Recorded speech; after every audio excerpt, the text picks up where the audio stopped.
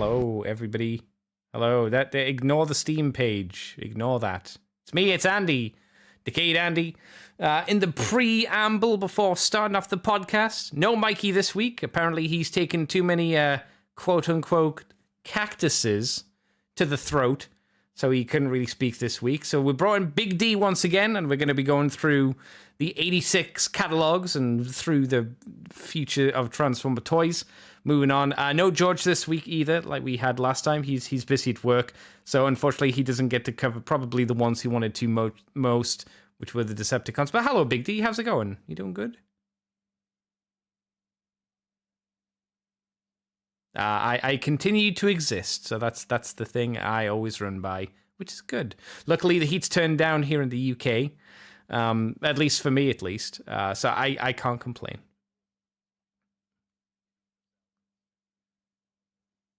Oh, they can't hear you. Thank you, Daddy, for letting me know. Doing that stupid thing again where it takes you away. Whereabouts are you on Discord? I'll need to just turn you off and then turn you on again, I'm assuming. Oh, this silly system. Yeah, there you go. You're back. Boom. Thank you for letting me know, Daddy. Hello. Yeah, there you go. I can see your WAV form popping off there. Huzzah. Yeah. Yes, it's all a bit tropical here in the south. Yeah, I think young Daddy is further down south as well, so he's been suffering the heat as well. When the north, we have the lovely, cool winter winds. Well, not winter winds, but the rains. The rains have come. They fall down in the north, which is the important thing. So hopefully I'll be able to have a good night's sleep. Oh, Daddy's Midwest, apparently West Midlands, he says. So not London hot. Yeah, well, only bad people go to London. Isn't that right, Big D? I can't say it. My sister and her family live in London. You could say that. You could be disparaging about your sister. That's how most relationships are. That's true. It hasn't stopped me in 40-odd years. Yeah. So. You're meant to treat your family members badly. It's just how it rolls. Or so I'm told. So the media tells me, at least. Well, there you go. I hope everybody in chat is doing well today. Like I said, we're going to be going through this catalog and then onto the future ones from 86 onwards, see how far we get, and hopefully it'll be a good old Transformer time. I might even talk about the upgrade kit I got for my Legacy Armada Megatron as well. Oh, lovely. Yeah, I know, right? Do you have the Legacy Megatron? Not yet. He's on my to buy list. Okay. I think he's on sale in Smith's and a few other stores. I think ID Toys had him down to... No, ID have got Transmetal 2 Megatron, that's right, and... he's still £55. Down to like... I'm sure ID had both of them down to like 30-odd quid. No. Which was quite good. No, they don't. I can check now, but the last time I checked, they definitely didn't have the prices that low. In demand toys, you say? Hang on. Yeah. Yeah, last time I looked, I was looking in the closeout sales page, so maybe it's for some reason they're not under the because the sales. They put them in the closeout sale recently. I'm sure they did. Hang on, let me check my basket. Gotta find those cheap toy deals. As we engage in. I know, right? Well, I need them because I want the Transmetal 2 Megatron. I can put it on the screen. You can have a look at a website. It didn't have any of my card information up there yet. That was it. Skyquake $32.99. Yeah. Transmetal 2 Megatron $34.99. And Magnificus for $13.99, which is awfully good. Where's the Megatron? Because where's the Megatron? What page is Megatron on? Bear with. Too many things. Oh, there he is. I found him. Oh, he's out of stock. It doesn't matter. I'm not surprised at that price, to be honest. Yeah, no, I that does not surprise me. He could be a bit lower, I suppose, but yeah, it's annoying. I've been waiting for him to go on. When did he go on a sale? When was he down to 34? I think it was last weekend they put him on, or start of the week. Yeah, fairly recently. I was clicking on the closeout sale, and they were not on the closeout sales. You know when you go to the front page and you click on closeout sale, it was not on there. Yeah, their sale page can be weird because they can tell you something's been added to the sale, but it doesn't always show unless you follow a particular link to it, which is So it's kind bullshit. of weird. It's lame. So that's probably why I missed it. That's bullshit. I would have got it if I knew. I don't know if I want Skyquake for 32, to be honest. I'm trying to work out if I want to spend $21.99 just to get Twincast purely so I can get Rewind. Oh. So I want how much just for a date? Well, it's translucent as well. It's a translucent rewind, so it's not even like a good solid rewind. That's my issue with the blaster. I don't know why they made all of them translucent. It was a dumb idea. There's absolutely no reason for them to make those cassettes translucent. What a terrible marketing idea. Although I will say that Eject is really nicely balanced because you can put him in some. I think he's a better figure than Studio Series Frenzy and Rumble. Okay.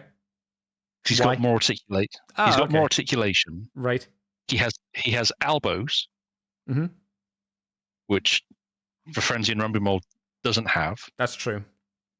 And I mean, I've posed this little dude on one leg doing a spin kick, and he stands with no aid required. That's kind of impressive to me. That's not terrible. If you can do that, I admit the fact that he's translucent as a consequence of gang molding it with Blaster's chest plate, his boob plate, is a shame.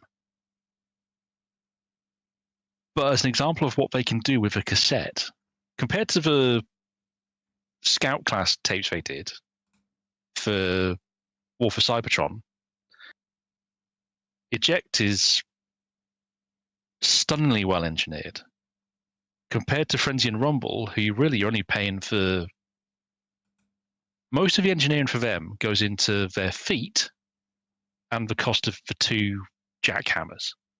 I guess what you could argue, though, is what would you prefer, longevity or a better mold to begin with? Because the mold, if they in the future use that mold to make a better figure, that isn't made of translucent plastic, then that's good and that's fine. It's sorted out the problem.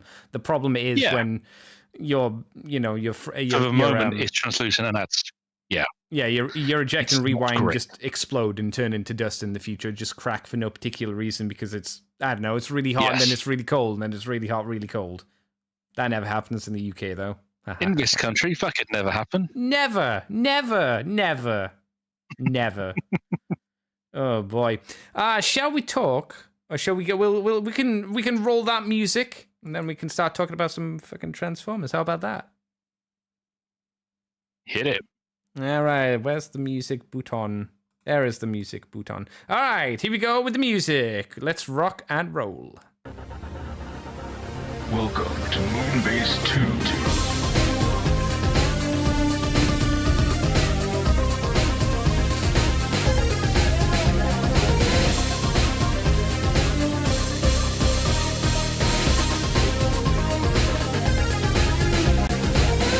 Hello, everybody, and welcome to the Moonbase 2 podcast. My name is Andy, Decayed Andy, and I'm joined by the big man himself, Big Swinging D, because there's no Mikey here.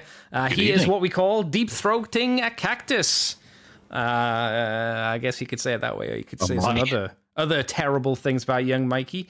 So yeah, Big D's going to be filling in for young Mikey, and of course, we're going to be talking about Transformers from 1986, the catalogue. Where we left last time. This time we're picking up from the Decepticon side, and we'll see how far forward we go. Welcome, Big D. How's it going? It's going all right, Andy. Warm, as is most of the country, south of where you are, but hey, we are surviving, as they say.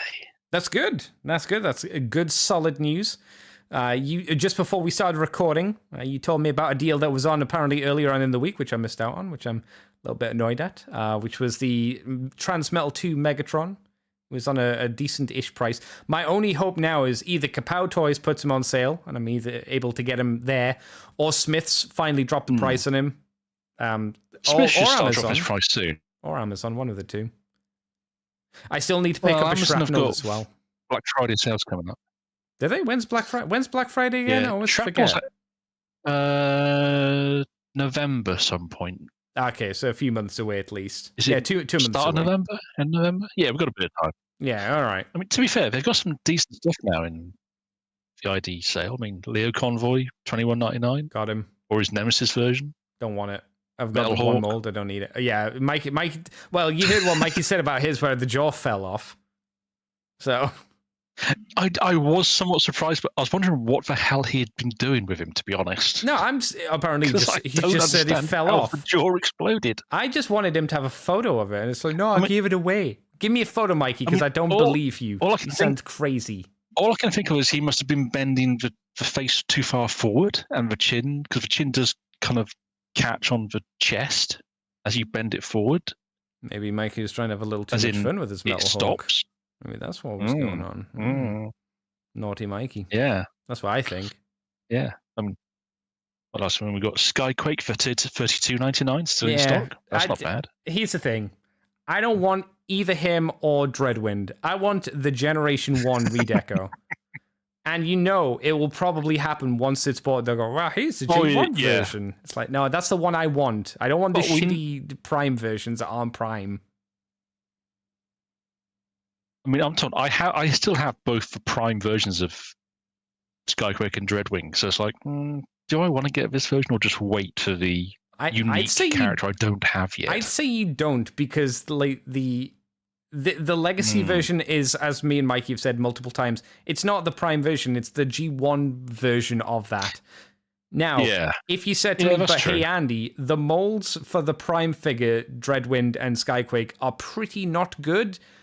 I mean, I'd be hard pushed to fight you back on it and be like, no, they're really good molds, because they're rough. They're pretty rough molds. But when you have them transformed, they look like the characters. Looks like Dreadwind. Looks like Skyquake. So I don't know. I'd wait. Yeah. Well, that's what I'm gonna do. I'm gonna wait. I don't know. I've seen Crankcase go for like £12, and I'm like, maybe. I don't have that mold at all, and I'm partial to Crankcase, but not because of the IDW comics. But let's see. We got Animated Prowl, Needlenose, Hot Shot, Skullgrin. I don't know about Tarantulas. I don't know about Hot Shot. Crash Bar. All $12.99. Yeah. Which one's Crash Bar? I've got Hot Shot, and he's not. He's the motorcycle Junkion, the one that splits apart. He's quite fun. I kind of want him Hot to Shot is kind of him, rough, to be honest. Yeah, that's what I hear. He looks a bit dirty. Not great. Yeah. I mean, I think I prefer the Generations version. In all honesty. Oh, I didn't like that figure either back in the day. I was like trying to remember that. I was like, oh yeah, he had the weird arms. Yeah, and he had a lot of if I remember, like he had a lot of kibble bouncing into himself. If I remember correctly. Yeah, right. But at least he could kind of still move. No, yeah. Hey ho. I'm shocked. I'll tell you what I'm surprised by. We haven't had a repaint of the Armada Starscream yet, because I missed out on that mold. And I was like, well, we're going to get the Thundercracker and Skywarp, and we still haven't had those announced yet. I think part of that might be because... Thundercracker was just... It was just a repaint. It was a street repaint. Because I know Skywarp had a different head. Yeah, no, Starscream... Thundercracker was a straight repaint. There's no difference. Well, I was trying to remember, was Thundercracker not just what they call... Was that just not the colour scheme they gave Starscream for his Power Links upgrade? Yeah. Yeah. It was just, like I said... Was that not what because they didn't call him Thundercracker. It wasn't Thundercracker specifically the name they gave him. It was just Starscream in different colours, literally. Yeah, but everybody went, it's Thundercracker.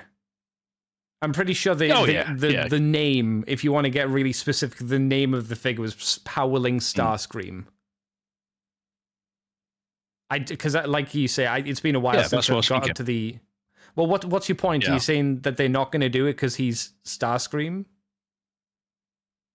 Well, I imagine they'll probably do a repaint of Starscream as Powling's Starscream. Yeah. But I don't see them doing Skywarp, because that is actually it would need a new head. Yeah. They might do it, but What do you think Not sure. the It'd be nice if Buzzworthy it did, 'cause line's it is for? actually a really nice head. Well, yeah, there is that. Yeah. It wouldn't surprise me to see or him an shoved in e-hobby there with like antagony. many heads to mess around with. So I don't say Yeah. it wouldn't happen, because it could. Or if it's just one head and they can bump up the price and sell it to you for extra, they'd do it. Of Yeah. course they would. Especially because they've And only let's used be that honest, mold once. That's the issue. it's That's not the like- surprise. Hmm. Especially today when you see molds being Very true. used out the wazoo. That's why I'm kind of bamboozled by that. Yeah. Same for Needle Nose. Needle Nose hasn't got a redo Yeah. out of him either. I guess he's fairly new though, so that's probably the case. I don't know. Yeah, I mean, Needlenose for thinking is that he's going to be the partner to when they do the repaint of the Skyquake mold. I hope 'Cause so. they've got that combining functionality built in. Yeah. I mean, that'd have been quite nice if it did those two as a Predators Jets as a 2-pack, you know? Yeah, because they could easily do Needle Nose into Gen Snare. Select G2 Predator 2-pack. Yeah, I'd be Yeah. down with that. And I'd happily have both of them as well. Excuse me. So yeah, that's a fair point. Maybe that's what they're waiting for. I guess maybe not a problem, but it would be sad because they probably would get rid of the 2 Target Masters with Needle Nose. They just give them a standard gun. And that's where a lot of that's where some of the engineering budget went for Needle Nose. But did you say you got the Shrapnel figure? I do. How is that? Shrapnel's not bad, not great. He does exactly the job you expect. It's a G1 Shrapnel, but with much more articulation. How's the QC? For Because I remember translucent- Kickback was a little bit on the wobbly side. He wasn't the best. Felt a bit floppy. Well, see, I didn't get Kickback until a bit later in the run, so I may have gotten one that missed all the QC issues. But my Okay. Shrapnel, yeah, he's all right. He's fine. Like I say, there's nothing. There's no excitement there. I mean, both translucent bits and pieces I've thrown in a bag with my other random tat that you wonder why have you given us this? Okay. But it does the job. I mean, So what you're saying is Shrapnel was is the actually missionary quite- position. It does the job, but it's not desperately exciting. that's a very good way of putting it. Yes, That's fair enough. I can understand he is the most vanilla of vanilla Decepticons, that. Oh, poor especially Shrapnel. as his transformation is so basic as well. Yeah, well, It's well done, don't get me wrong, but the fact that he does just fall on his front and fold over. Yeah. Well, I think he has to do more than Kickback, because Kickback did. I remember the figure did very little. You kind of strained the legs out until they clicked into position. You folded out his grasshopper leg. I think you just closed up his hands, and his hands turned into his little feet, and then you turned the head around and flipped up a back plate, kind of like the original toy as well. To be honest, I suppose. I'd grab both of them. Unfortunately, they're buried under a stack of sprues that I don't want to move because Oh my they'll God. fall over on me. Oh my god. I'm really worried, Big D. One day we'll hear on the news man found dead under a pile of sprues, and one day the sprues will just like bury you alive. That's my fear. I don't want that to be the case. Well, if it happens, it'll be in a couple of weeks because I'm planning on having a really big sort out Oh really? to try Oh. and organise my life. Oh, that's good. I hope it goes Well, well. when you realise you've got like 30 years of magazines which you don't even collect anymore, it's like, let's bin these, shall we? Can you give them to charity? Would I don't need charities that be many interested packages in of- them? Maybe. I mean, it's PC Gamer and SFX. I'm not sure there's that much of a market for either of those two in the charity world. I But tell you what you could do. You could just like go to your local dentist office and just like take them in, leave them on the table and go. Because let's Or be yours. fair, dentist office don't have anything that's current. So fuck them. It would be something for someone to look at. that's true. There'd be a dad who goes to get his teeth finally fixed and he'd be like, oh, I remember this magazine from 30 years ago. I'll give this a read. Oh my God, the I mean, PlayStation's about given that to some come of out? those I mean, given some of those SFX from the years where we did the sexiest science fiction stars, and for several years it was Ben Browder and Claudia Black from Farscape in all their leather-clad glory, I may get some people too excited. Well, there you go. That's what you want just before going in to see the dentist. A little bit of blood pumping around the body. XL Hedge says, bring on the Machine Wars Starscream and Megatron /Plex repaints. Who was Megatron in Machine Wars? He was one of the little planes, wasn't he? Yeah, he was a little plane. Strangely enough. I think so. Yeah. Yeah, so that could work. So yeah, I see what Axel had just saying. Starscream would be. See, I don't want Machine Wars Starscream. I think King Atlas would be better. But I can see where you're coming from, Axel Hedge. He also says Armada Thundercracker was the toy, while Starscream randomly said, "I look like Thundercracker." Oh, okay, thank you. There you go. So yeah, in the show, he still called Starscream, but the toy was Thundercracker, which makes sense. I did not realize that. Thank you very much for that, dude. I wonder in Micron Legends, the Japanese dub, if they called him Thundercracker, because I imagine they might have called him Thundercracker, because the Japanese, like, when they don't, as soon as a person change bodies, they'll just change their name. They don't care. It's like whatever. Yeah, I could see that. Yeah, it'd be interesting. At some point, I might get to it. Either way, shall we move on from random discussion and talk about some old school toys? Yes, let's. We'll skip the ones that we have talked about before. So we've talked about Soundwave. We've talked about the 2 triple changes. We didn't talk about Octane. We've talked about the deluxe Insecticons, standard Insecticons. No, did we talk? No, I don't think. We haven't talked about the Combaticons. Did we what? Did we do the Stunticons? Did we do Stunticons? Yes. I think we did. We did the cassettes, we did the Constructicons, and the only 2 new ones in the bottom are Scourge and Cyclonus. So I guess we'll start with Scourge and Cyclonus since they're the smallest images. Why not? How do you think they stack up? They've been placed in the Decepticon plane area. Who do you want to talk about first? You want to talk about Scourge or Cyclonus? Or his armada. Idiots. Oh, let's go with Scourge. All right, what did you think of the giant flying bar of soap, as he's lovingly referred to? What a weird bot mode. Not bot mode, jet mode. Isn't he like a hovercraft, is what he's supposed to be? He's future nonsense. He's future boo-boo. It doesn't matter. It's one of those. It's like Blur. You kind of get. He's less of a thing than anyone, but it's like that. We'll make a flying thing. I don't know. This'll do. I'm actually surprised they didn't go with something more like a flying saucer or like those kind of designs. But I guess visually, I would say Scourge's vehicle mode for me has always been interesting. It always made me think of the future. Is it a good design? That's true. I don't know if it's a quote-unquote good design. You know, it's memorable, though. But it does hold together. It is distinctly clean. It's very clean. Yes. Yep, certainly. Very rare at this time, to be fair. So it's a very clean transformation jet thing. There's not much kibble to it. Nope. You got the novelty of the fact you can pull his face out. Yes. Which still looks weird to this day. I did it in the movie, which was also weird, but you know. Yeah. Yeah. And it's not a bad bot mode either, in all fairness. No, because he doesn't really transform. Not as menacing as for yeah, I mean, he's not as menacing as for how he looks in the cartoon or the comics. No. Because he's got a... But you couldn't really do that as a toy this time because it was just bonkers. No, there was no way to get those wings to become a cape. There's just no way. But in terms of like a robot mode, I would agree they did a good job transitioning him from one to the other. Yeah. I never quite understood the is it a missile on top of his head that you meant to turn around? You know, the big red dot thing. I thought it was a laser. I don't know.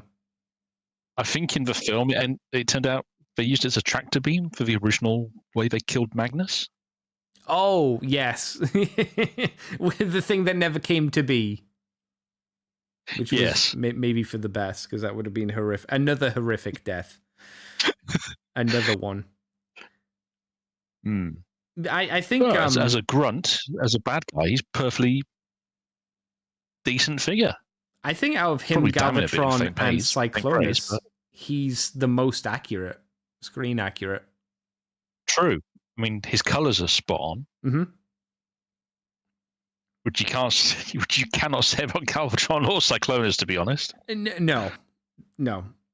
Like we both said, No. the only thing that really stands against him, I think, for his robot mode is he doesn't have his kind of iconic silhouette cape, and that's about it. If someone was to say he has a boring transformation, I'd say, yeah, that's not an unfair statement as well. But I think he's one of the more accurate. And I think in this lineup of like Ramjet, Thrust, Dirge, Starscream, Cyclonus, and Scourge and Cyclonus, he's the most accurate in both modes.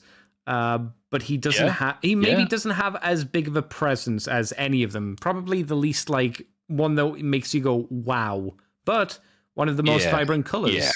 He's very baby blue and very dark, deeper blue. Pretty solid overall. Yeah. XL Hedge in the comments says Micron Legends stayed as Starscream. Oh, so they never changed his name there either. Okay, cool. Thank you. Cone heads with a normal Seeker head transformation.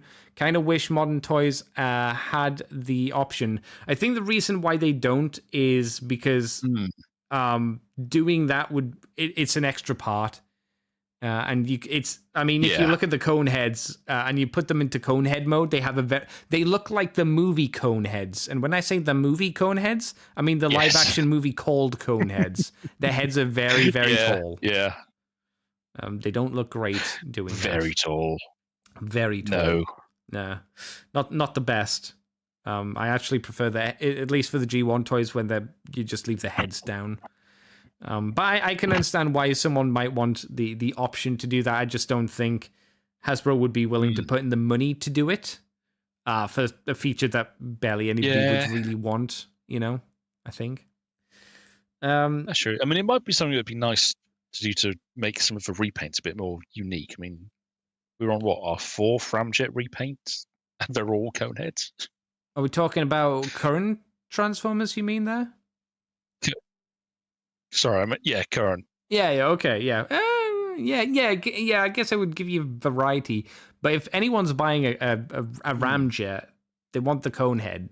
They don't want a weird Starscream headed dude. And if it was the Starscream headed dude, it would just be the Starscream face. It wouldn't have a unique expression to it. And that's something I wish Hasbro would delve more into. I wish Hasbro would start making thematic, characterful head sculpts, especially for the right characters as well. I think that's something that we need to do. Yeah, I mean, they have done several different heads of the Seekers. It's just they've put them with the wrong figure. Yeah. So, was it Thundercracker gets a smirk and Starscream is looking all deadly serious? And it's like, well, no, that's not right. Yeah, Starscream always gets the generic face, the standard face, and like you say, as me and Mikey again have said on the show, if somebody does get the new head sculpt, it's Thundercracker with the wrong look. Mr. White come in to chat. Hello, Mr. White. With Hasbro bringing in the new the G1 articulated style to further milk the original line, I bet they will go to town on Seekers as their main money earner. I mean, with the amount of like redos and repaints of just like that mold. I was going to say, you're only just thinking that now? There's no way Mr. White hasn't thought that. Excuse me. Because, I mean, Jesus. I mean, we've gotten the Siege Starscream mold again as Senator Shockwave, and that's quite old at this point. Good few years old, right? Yeah. Hey, boy. I don't know, man. Do you have anything else you want to say about Scourge, Big D? Not really about Scourge. I mean, he's just fair and he's competent. What do you think about Cyclonus then, who I notice is lacking, I think, pretty much all of his stickers, right? He's not got any of the wing stickers on him for whatever reason in this promo art. But what do you think of him? Yeah. You can... Jet mode's great. Yeah. Because Sykes always had a fantastic jet mode. That robot is trying. It really is. You just think... If only it was a bit more mauve. I think it's almost there. I think the main thing that detracts Cyclonus is the head, because it's just not his head. Yes. It's a big head. It's not even a big head. It's more like It's more like a guy who went to a carnival and bought a big silly hat. Yeah, A big silly bunny I rabbit just hat. won't take it off. Yeah, because his face is really like his face is probably about the right proportions, and then Blob, he's just got this massive hat on, and it's trying to emphasize the silhouette. It's attempting to do so, and it's not a terrible attempt for this era, but it's just missing the mark completely.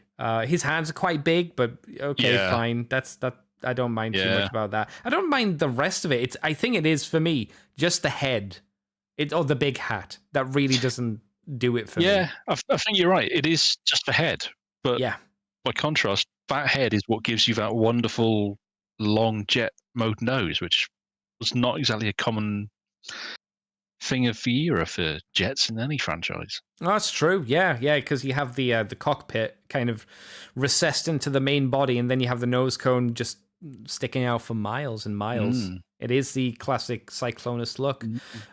I guess something that also about the head, because of how the head's been made, the head's really recessed into the big hat, which I guess you could argue is kind of an issue with the Kingdom one as well, who had the very flat face. This one's recessed, and the more current one is flat. That was my biggest problem with the Kingdom one. I didn't. Well, you could argue his colors were wrong as well, and I'd go, yeah, fair enough. But the face sculpt was kind of off with that mold, I felt. Oh, yeah. I need to ask you, Big I can Dude, see where you're coming from. I mean, yes. Because Mikey hates this figure, do you like the Generations Cyclonus? Because he hates that one. You know, the one that came out years ago. Well, the deluxe one? Yeah, the deluxe one from I do, years actually. back. Yeah. Yeah, of course you do. Yeah. He's literally the only person that doesn't like it. I mean, I've got the in fact, I bought the figure twice because I have the original with the Target Master in the darker colours. I've got the lighter one to go with the upgrade kit to turn him into IDW Cyclonus. Was that came with? Was the lighter one the American one or the Japanese one that you had? Because I know Japan did the Henkei version where he was very lilac-y. The lighter one I got out of the 2-pack with Rodimus. Oh, that one. Yeah. I remember that one. Yeah, that was a decent redo, to be honest. Wasn't too bad. Yeah. And I've got him with the was it the Fans Toys upgrade kit that came with I've forgotten his goddamn name. From IDW. My brain's gone toffee Tailgate? right now. That's it, Tailgate. Yay! Yeah, Tailgate and all the samurai armor for Psych. Which works really nicely. That's right. Mr. White says Cyclonus' head is mildly offensive. St. Patrick's drinking hat of the Transformers universe. Yeah, kinda. Not incorrect. I agree. Yeah. Excelhead says, so how were they supposed to imagine Galvatron piloting Cyclonus? Are you saying that's why he has a big hat? Because it's to fit Galvatron in it? If anybody complained about like how did Galvatron fit in Cyclonus, you know, how does Megatron turn into a handheld gun? How does Soundwave turn into a cassette player? You know, it's don't worry about it. It's nonsense. The reason Cyclonus went inside, Galvatron went inside Cyclonus, is because it looked cool. Yeah, that's why. You know, at least in my cool, mind, that's comics probably. We just had Galvatron in his. I mean, it's better than the comics where Galvatron was just sat on Cyclonus's acceleration couch in his gun mode. So he didn't want to answer that question. Yeah, but back in, I think it's in Target 2006, they had a specific shot of the three of them, well, Scourge and Cyclonus blowing something up. And they cut to a shot of Galvatron inside the cockpit, and he's just in his gun mode resting on Cyclonus' chair. Oh my god. Which is ways to not have to explain how a giant robot is in a jet from a robot who's his same size. That works ish. Yeah. Don't worry about it, I guess, is the idea behind it, right? Yeah. Yeah. Somehow that made more sense than to the way around. I would agree. Any other thoughts on Cyclonus? Well, actually, what do you think of his toy colors versus the animation models colors? Do you have a preference for either of them? I mean, I actually do quite like the darker purple. That's not a bad color scheme for him. I think that works quite nicely. But I do get why people have craved that more lilac-y color over the years, because it just feels more. Well, it's a version we've all seen in the cartoon, and it was more or less how it was colored in the comics. So across all media, it was just the toy that was always different. Yeah. So I've always felt that when they've tried to replicate the lilac colors in toy form, it's always too bright. It's always too, like, he comes across as very, very lavender, especially in the Kingdom version. He's very lavender. And I don't know whether that's just going off one specific frame where he is that color, or if it's because, you know, in the show, he gets shaded because of like lighting and stuff like that. So he gets to be a little bit darker every now and again. I do wonder, because there's always something that's just not quite right. I wonder, I wonder if they might be better off next time, and they will try and do him a game at some point. Sure.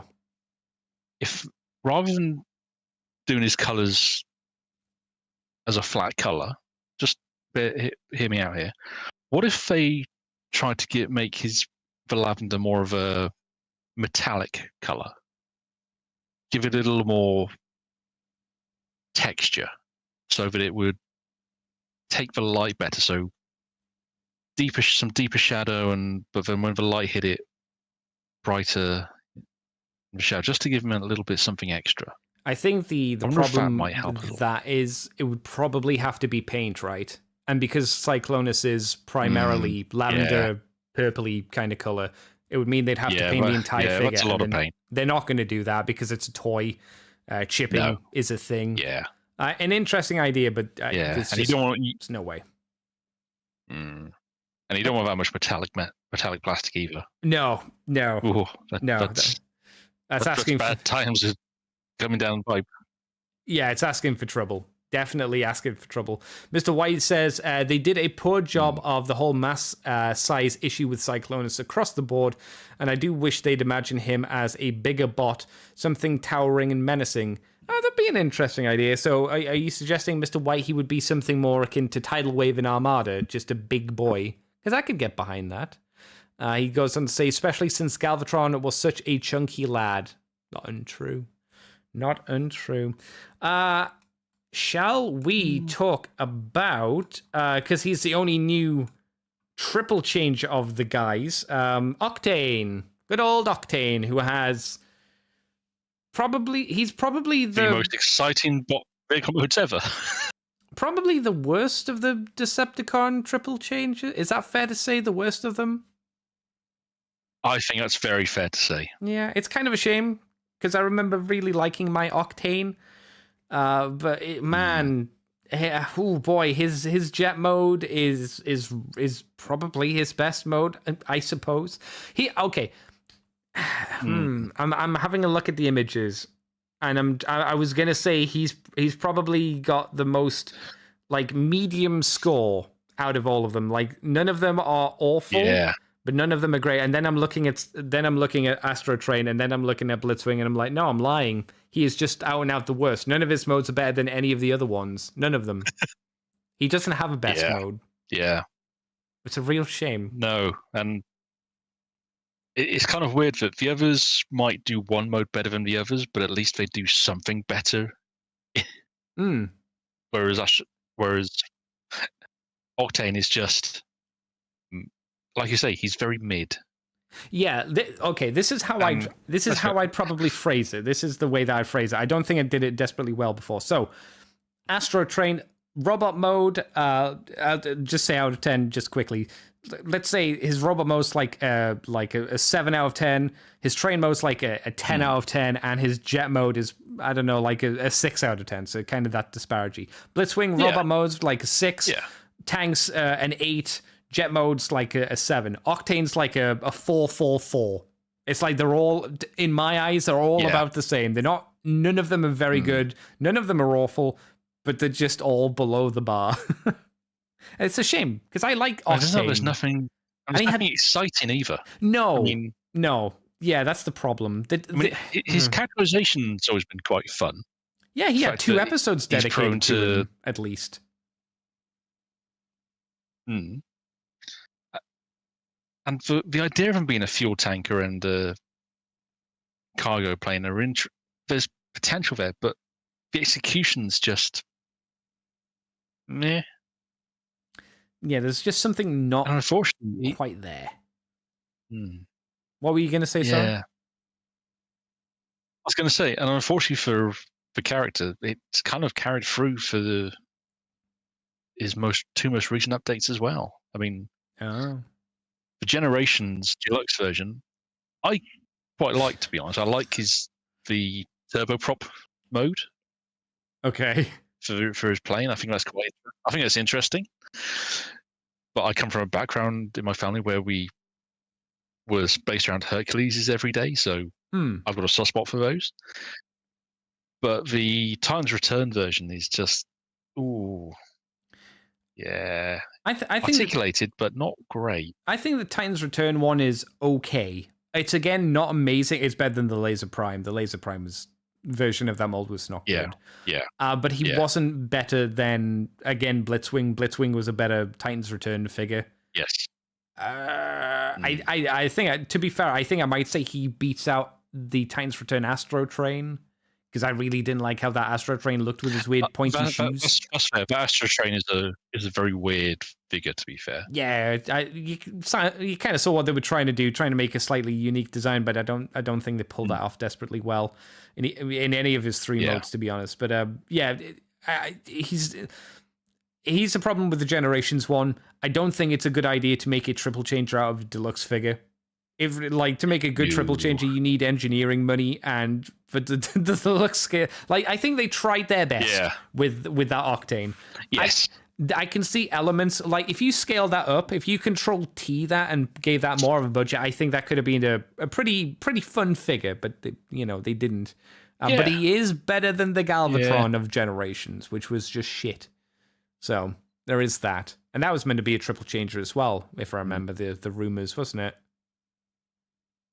Yeah, that's a weird situation, that one. It was. It'd be interesting to see what the real thing was. Excel Hedge says, Octane lame. I mean, there's a reason an Optimus repaint of his toy came out during the first Titan's Return. I mean, that's because the mold was clearly designed for Octane. To be fair, Excel Hedge, it's like what they do now. It's they get the not real version of the mold out first, and then they do that version later on. I wouldn't say that was the reason, because Octane is lame. Octane is lame. I mean, that's a personal opinion. They released 2 versions of Laser Prime, didn't they, before Octane?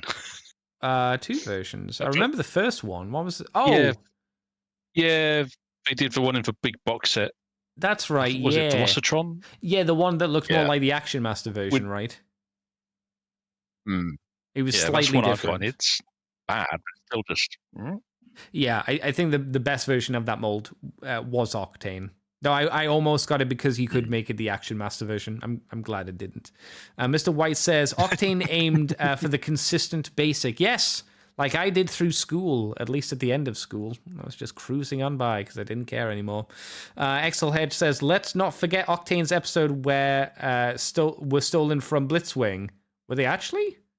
Oh, that's a bummer for Blitzwing. Really? If that's the case, that's a bummer for Blitzwing.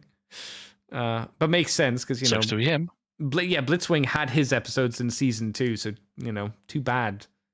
You're done. Yeah.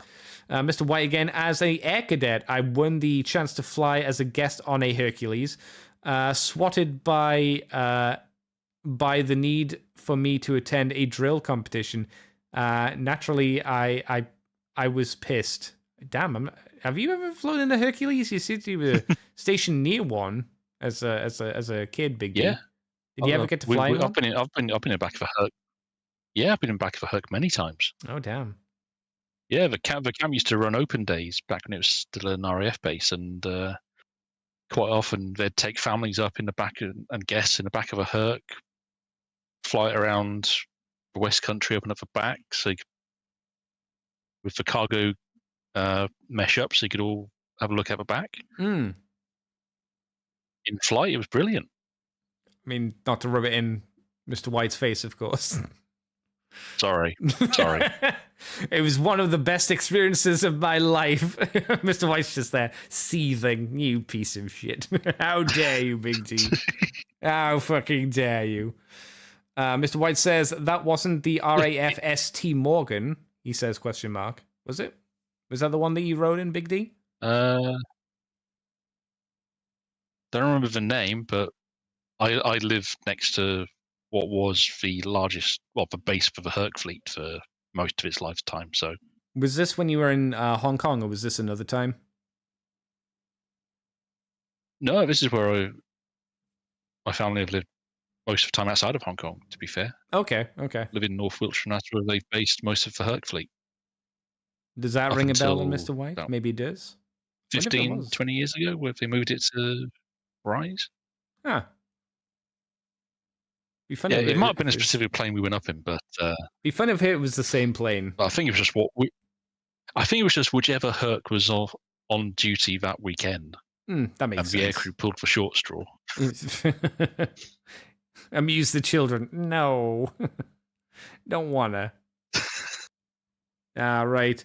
Octane. Yeah, could have been better, I think we can say. What about our first our only Sharkticon, really? Good old Nor the Sharkticon. This was one of the first Transformers. Such a great beast mode. This was one of the first Transformers G1 Transformers I got coming back into the fandom when eBay became a thing. Really? Yeah, because I always wanted a Nor. That's cool. Because I thought he was... I like both of his modes, to be honest. The Sharkticon mode is on point. It's really good.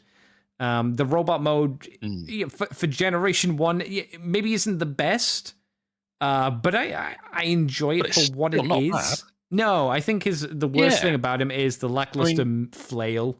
The flail's not very good. Or mace. No, flail. It's a flail, right? Yeah, it's a flail. Sure, it's a flail. No, it's a mace. A flail. No. Yes, it is a flail. When is it a mace versus when is it a mace? A mace is a solid shaft with a big ball on the end. A weighted ball that's not a hammer. Flail is anything with balls attached to a chain to the shaft. Isn't there another isn't there another weapon that's like a flail, but it's not called a flail, which I can't remember off the top of my head? There are a couple of different variants of that family. Yeah, because I'm sure there's one which is the one I always get confused with, because is it a flail or is it this one? Because they look the same and they do, they're both a thing attached by a chain. For the purposes of our conversation, this is a flail. Yeah, probably.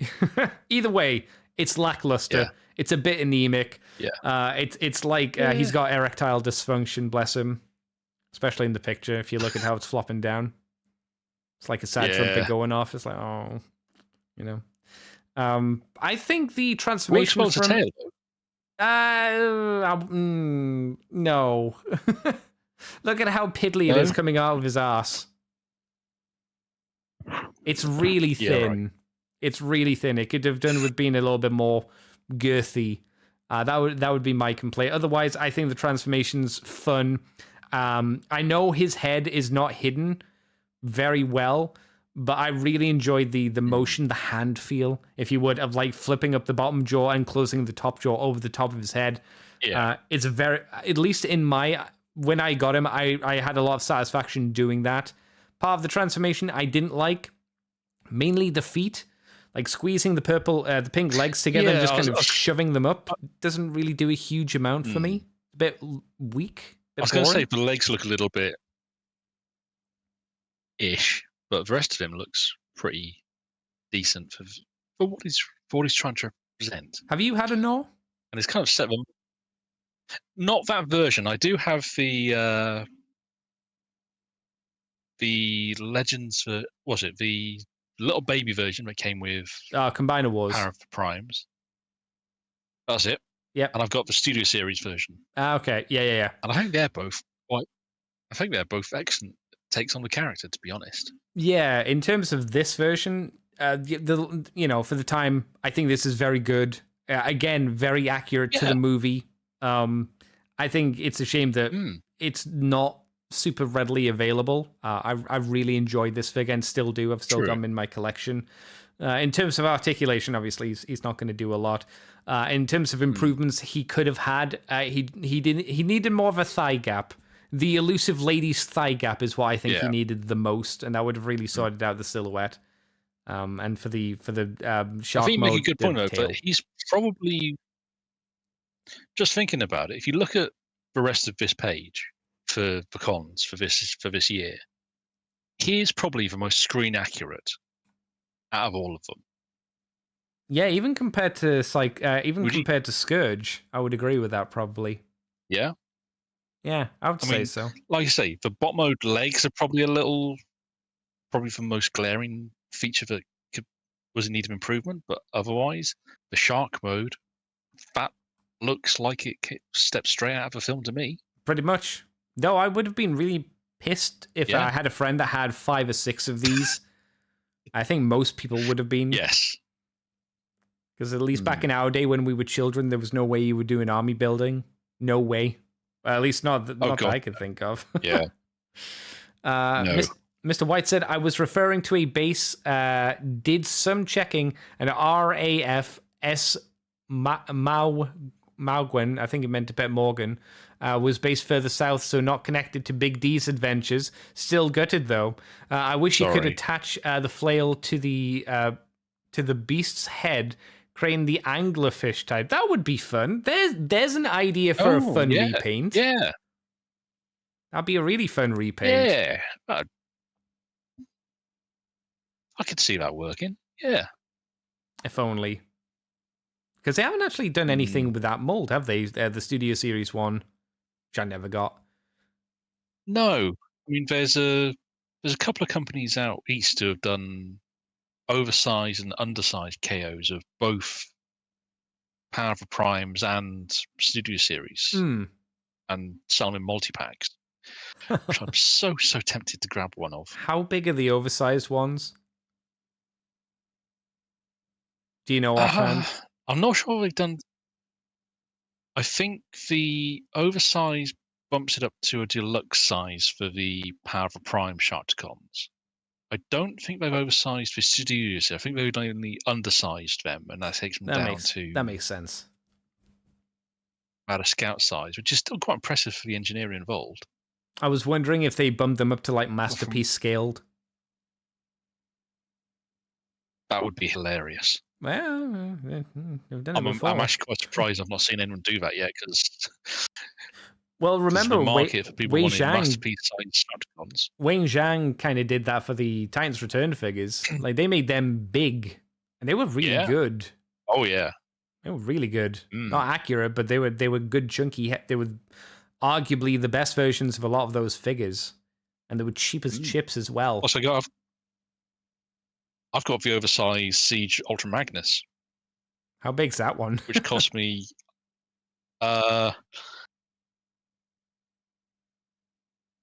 You know, Power of the Prime's Optimal Optimus? Yeah. Same height. Okay. Well, Power of the Prime's Optimal Optimus was about leader scale. Just standard leader scale. Yeah. So it bumps Siege Mags up to a proper leader scale, effectively. Was he not but already they resized all scale? the ports and weapons. No, the budget went more into the weapons than anything else. Okay. And the armor upgrade. But this version has all the gap fillers came with it and some die cast, and they resized all the holes for the ports. So whereas some KO's ports scale up, so you can't fit anything from other lines in, this one's all spot on, so it fits the existing line. No, that's quality. Which is, yeah. I like it when Yeah, they it do costs that about with 20 a quid, which is a KO bargain. because it shows that there's a bit more effort put into it. And it almost feels like it's more for the fans. Those ones where, like you say, they've added in the filler parts and they've made it so all the weapons will again be compatible with them. It's good. I like that. Yeah, fillers, diecast, portrait size. Yeah. That's the way to do it. XL Hedge says, "Sorry, I know you are talking about the three. You are talking about the 3-year toys, but the backwards legs on Menasor are driving me nuts. The neck pegs double as knees. Why are they backwards?" Let's see. Animation accuracy. Yeah, that's what I did would with the be my toys. guess. Yeah, that's what I did as well when I made my Menasor. Because, I mean, you go, oh, but he doesn't have knee articulation now. It's like, well, what could he fucking do with knee articulation before? He could bend his legs, but that's all he could do. He couldn't pose. Yeah. So I just had it the way that it looked best, and I thought it always looked, best like this, more like the show. At least that's what I always did with my Menasor. I'll did admit, you do that with I yours? had mine cars facing forward. Oh, okay. So I had the knees working. Was that because of the knees, or was that for another reason? I just preferred how it looked, to be honest. Okay, yeah, that's fair. I liked how it looked for cars facing forward. I see. I like the sticker detail and all the chrome on the front. Made it pop for me. That was That's fair. Yeah, that was my idea. I mean, we're talking about combiners. We may as well talk about the biggest combiner, which was Predaking, who is a big boy, a very big boy. Luckily, I got the reissue that they did many years ago at this point, which is quite sad to say. Yeah. Have you had a Predaking before? Have you finagled with them, the Predacons? Not an official one. Oh, okay. AO1? I have the Mastermind Creations Feral Rex. Oh, well, okay. Yeah, it's not the same. It's not the same. Yeah, it's not the same. It looks good, but I won't deny, part of me does wish I had the original Predacons, because they were just a fun team, both back in the comics and as a thing to look at. I mean, that toy looks fantastic, and they all do It's very good. One of the things I was never a fan of when I got the reissue was how you put the hands in, because they don't go in a very easy way. The hands are the fists are on flat rectangular joints, which have 2 pegs on the end of them. So you put this this flat square in between the knees of the arms, where there are 2 ports. And you've got to kind of finagle it in, and it's a little bit fiddly to get that in. It's not the easiest, smoothest transition to do that. Unlike the feet, where you just kind of, you just drop them into the feet and they kind of go into it, and it's fine. The fists weren't the best things to put in, I found. But it's a stunning piece. Same thing. Really? Oh, that's interesting. Yeah. Huh. Yeah, it's. In fact, I think it's not an uncommon thing for different Predakings that are out there, because of how the original was designed. That it's not a Scramble City type combiner.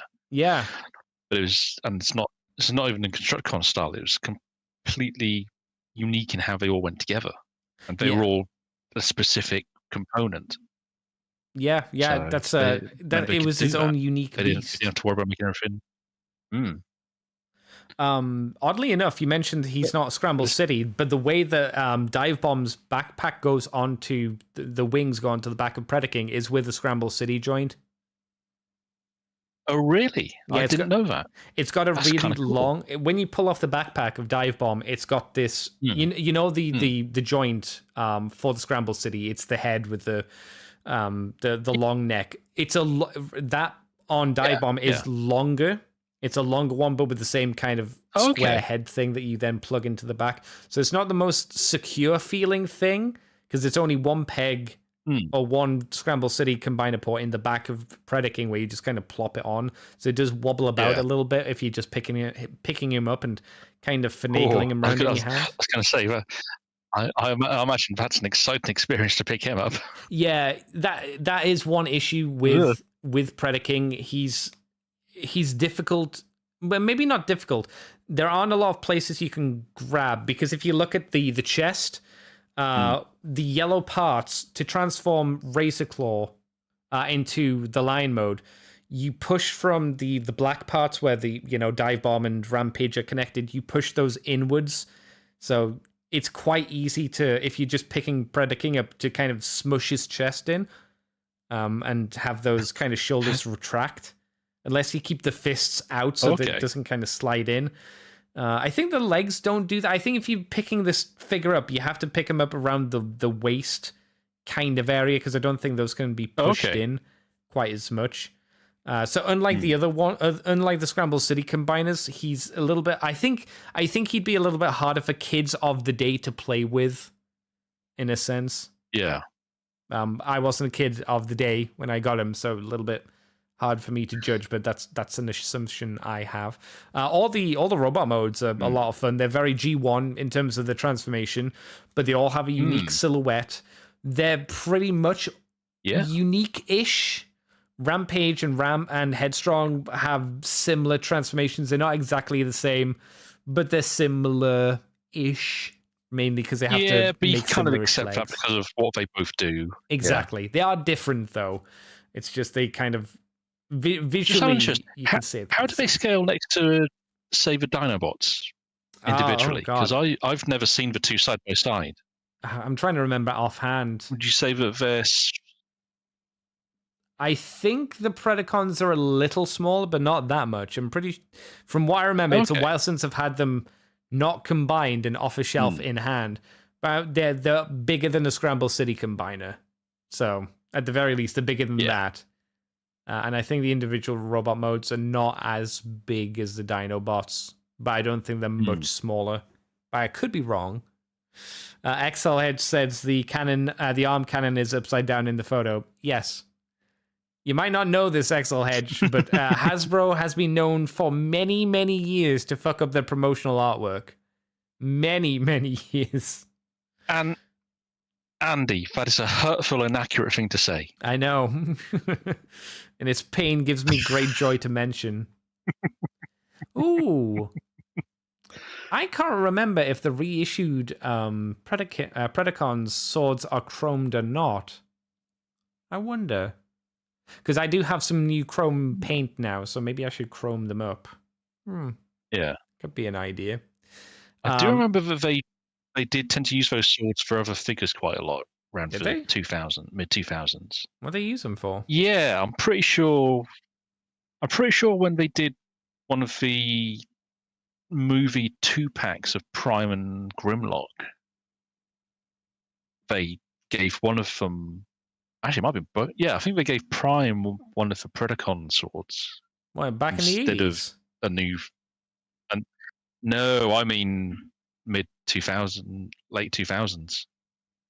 It's a reissue? I want to say Revenge of the Fallen era? Or Last Night era? What, they used G1 swords for 2000s? Yeah. Oh, I don't remember those that. swords apparently...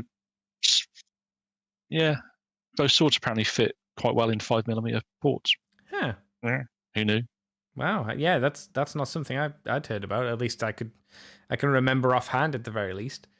Interesting, if true. Interesting.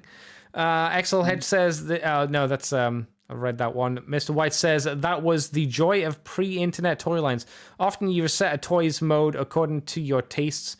And even years later, you can see others, even official modes. Oh, this is for the mistakes that are cropping up in these images, I'm assuming. He had such a good comic intro, and the Preds still remain a wish list item for me, as Mr. White says. I could see that. Yeah. Yeah. I do have it's I can't remember the company, the knockoff version of the Power of the Prime's Predaking. Which came in with a load of gap fillers and stuff like that. I don't think they oversized them, but the gap filler part's quite good. I bought them individually, so I don't have their sword. But they're not a bad set. They look pretty solid, I would say. Came with a lot of flash, though. I never had that particular set. So, was it a good one to handle? I mean, the KO, Everything you wanted? It was. I think you can still get the KO version on like AliExpress if you're after it. More than likely. I'll have to keep an eye out for that. The big differences were the cannons on the shoulders were different. But it's like, yeah, big cannons on the shoulder. Who cares? You know, it's fine. It looks like Predator King. And he has articulated hands, which I'm pretty sure the official one didn't have. Like his fingers can move and be posed. Yeah, it's a pretty decent like release. Yeah, it's not bad. It's not bad, and it was a lot cheaper than getting the official version, so can't complain for that.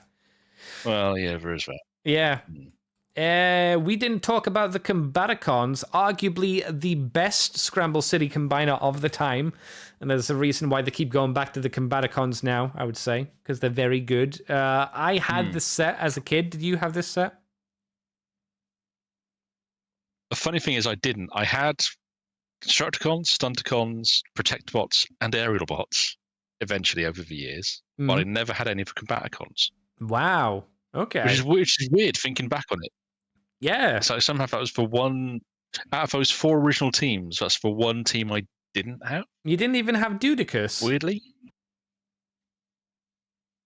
Nope. My first Bruticus figure was I've got the Combiner War still knocking around. I got the G2 version because I was like, I don't want the crappy Hasbro version, and we're not paying for the very expensive Japanese version, so I'll get the G2 version. Lamau. That works. Yeah, these were since you didn't know, these were all fun. Obviously, a lot of stickers on them, and they are Scramble City figures, so they do Scramble City a lot. Poor Vortex has no hands at all. His gun is one of those side peg guns. I'm pretty sure I lost that very quickly. Yeah, that was always a shame with some of those. It's understandable, though. He's a Scramble City combiner. Where are you going to put his hands? You know, where they're going to go. Yeah. No, for me, this was one of the better... this was the best Scramble City combiner. I really liked Onslaught. In this photo, I don't know why they have him with very small legs. I always stretch those out to their maximum length because he was meant to be tall and lanky, so that's the mode I gave him. His base mode was probably one of the more logical, which were you split the legs open, you got a ramp, you put the ramp in between his legs, and then you kind of just tilted the guns upwards. So it looked like someone would drive up onto him, and they'd maybe use the gun cannons, or they'd sit there for some kind of repairs. That made sense. Made more sense than Motor Masters. I never saw Silver Bolts. I could never get Silver Bolt. I could never work out what Silver Bolt was supposed to be as his base mode. No. Did anyone? No. I think it was one of those just use your imagination. It's kind of the same for Motor Master as well. Use your imagination, kids. Yeah. There was a little less Hotspot had those little arms that you could mess around with. Yeah, it's still a little rough. It was still a little rough to try and figure out what was going on with Hotspot, but there was a bit more effort there. Onslaught, there's not much to it, but you get a good idea of what it's meant to be. At least I thought so, at least. But I don't think there's really a bad Combaticon from this set. Maybe you could say Swindle because his arm joint, like his shoulder joint, is pretty much where your bicep would be.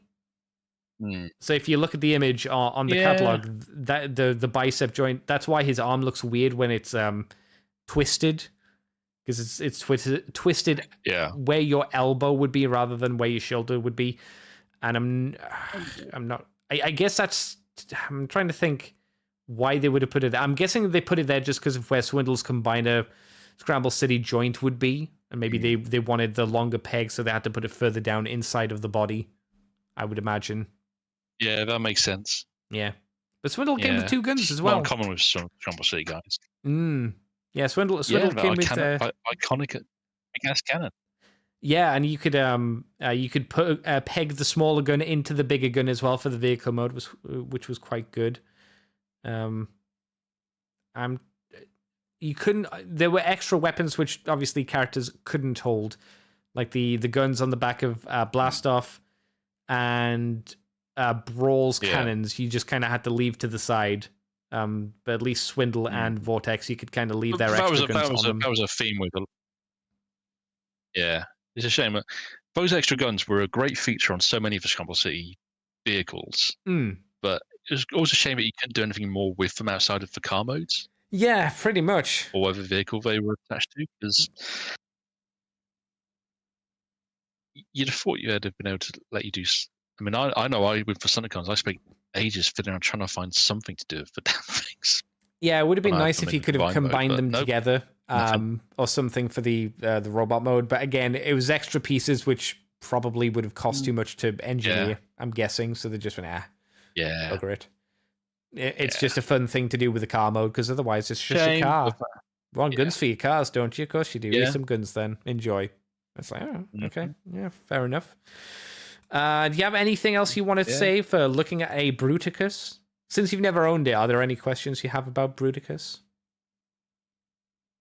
Not really. I mean, he's always been one of those characters that's always been really quite distinctive in the franchise. Hmm. It's been, I mean, his cartoon origins were quite fun and gloriously daft, and Starscream being Starscream, of course. Sure, yes. But as a team, they've had some longevity. Oh, of course, yeah. I mean, they're a bunch of army vehicles. You can't go wrong with army vehicles. They're always fun. Yeah. Yeah.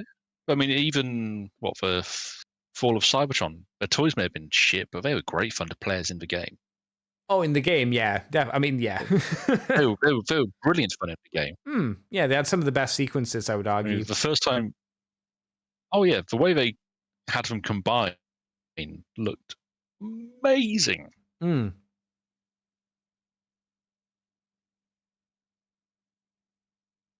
Yeah, definitely. No, fun team, great personalities.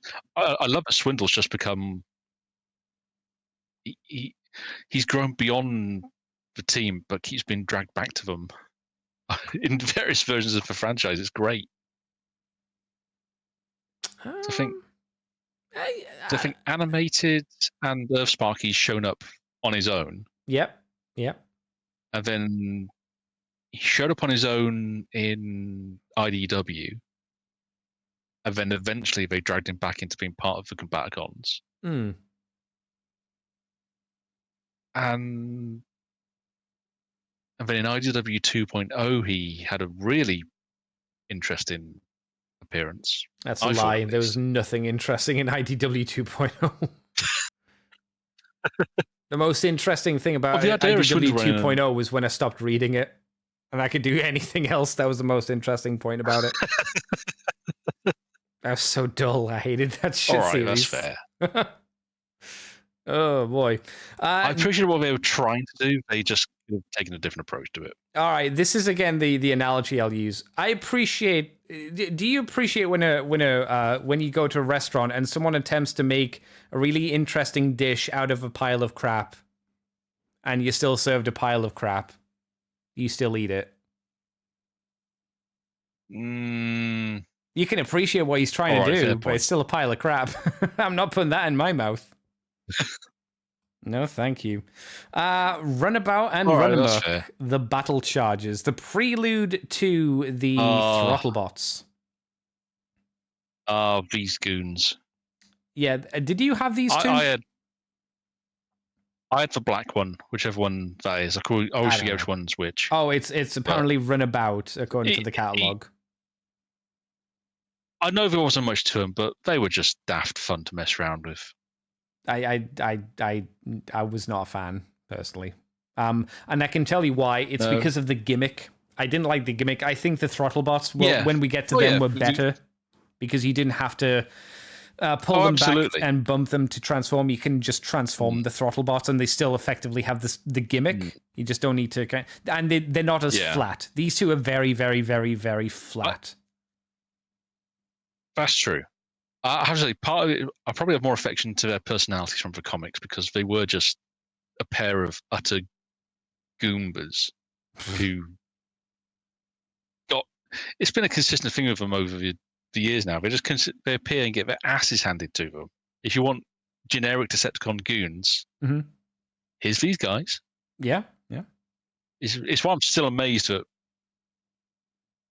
Hasbro haven't taken either of the Fall of Cybertron toys of these two and repainted them in the Devastation Decepticon Trooper colours, because that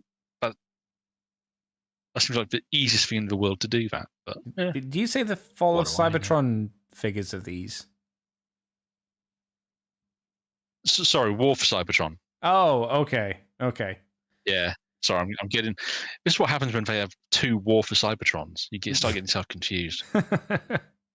War and Siege, very different, very important. Yes.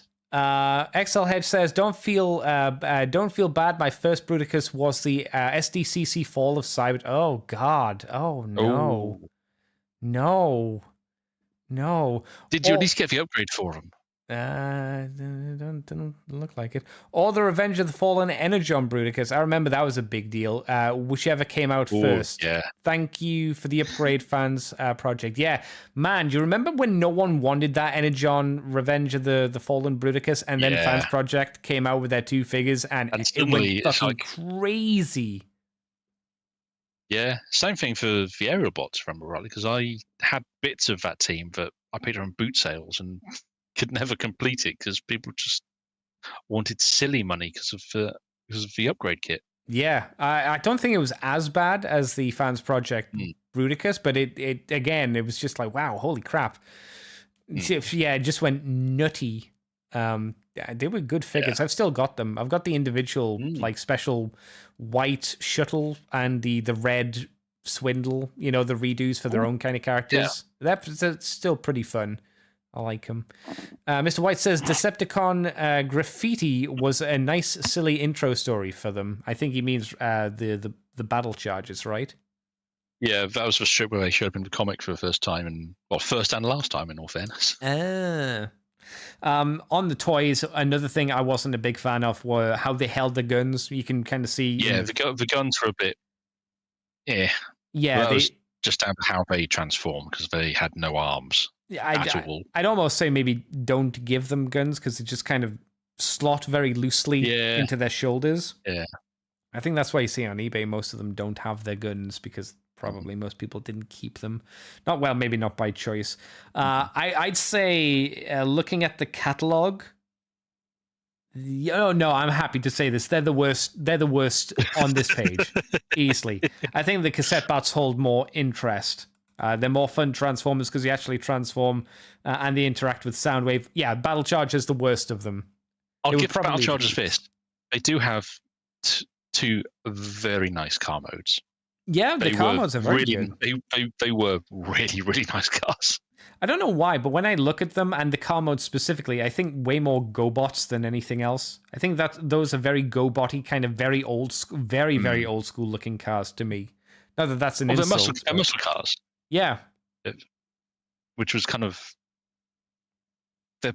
of all. Well, I mean, because you said that about because so if you look at the Stunticons, they're all kind of a bit on the thick side. By the nature of form, is what it is. You can't get around it. Same thing with almost every car in the franchise. Because of how you got to fit the transformation in, they need something inside, so they can't be as flat as you'd like. Yeah. These guys, though, because they are dead simple transformations at the end of the day, it meant that they are basically just shell formers. The most shell formery of shell formery transformers. So they could be nice and flat and get that car mode spot on, which... Are they a shell former? Pretty much, when you get down to it. I don't know. How would you describe a shell former? What's your definition for a shell former? Well, I would say in this case, because they do literally just unfold, they flip up and the rest of them unfolds out. There is a little bit more going on because you've got the back wheels articulate down to rest against the back of the feet. But pretty much you got the arm flaps are pretty much the sides of the shell. The way the back of the car flips back to reveal the face, that's pretty much a shell.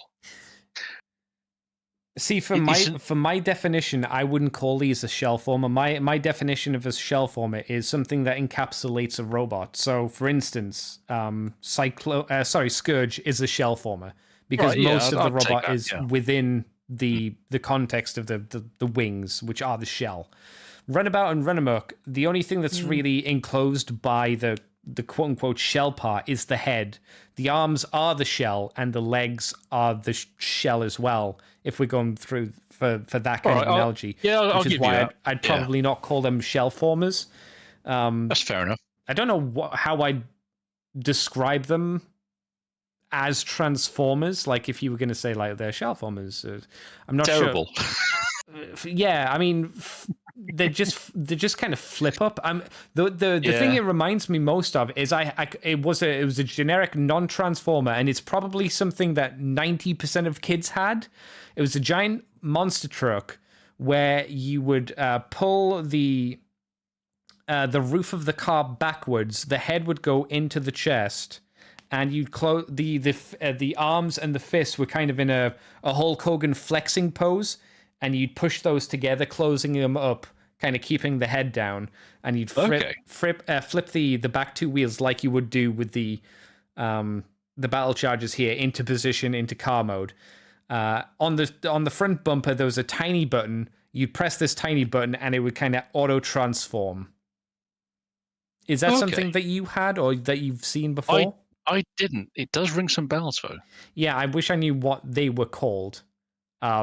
Because it's the same idea. This is a little better because it didn't have a giant button to do it.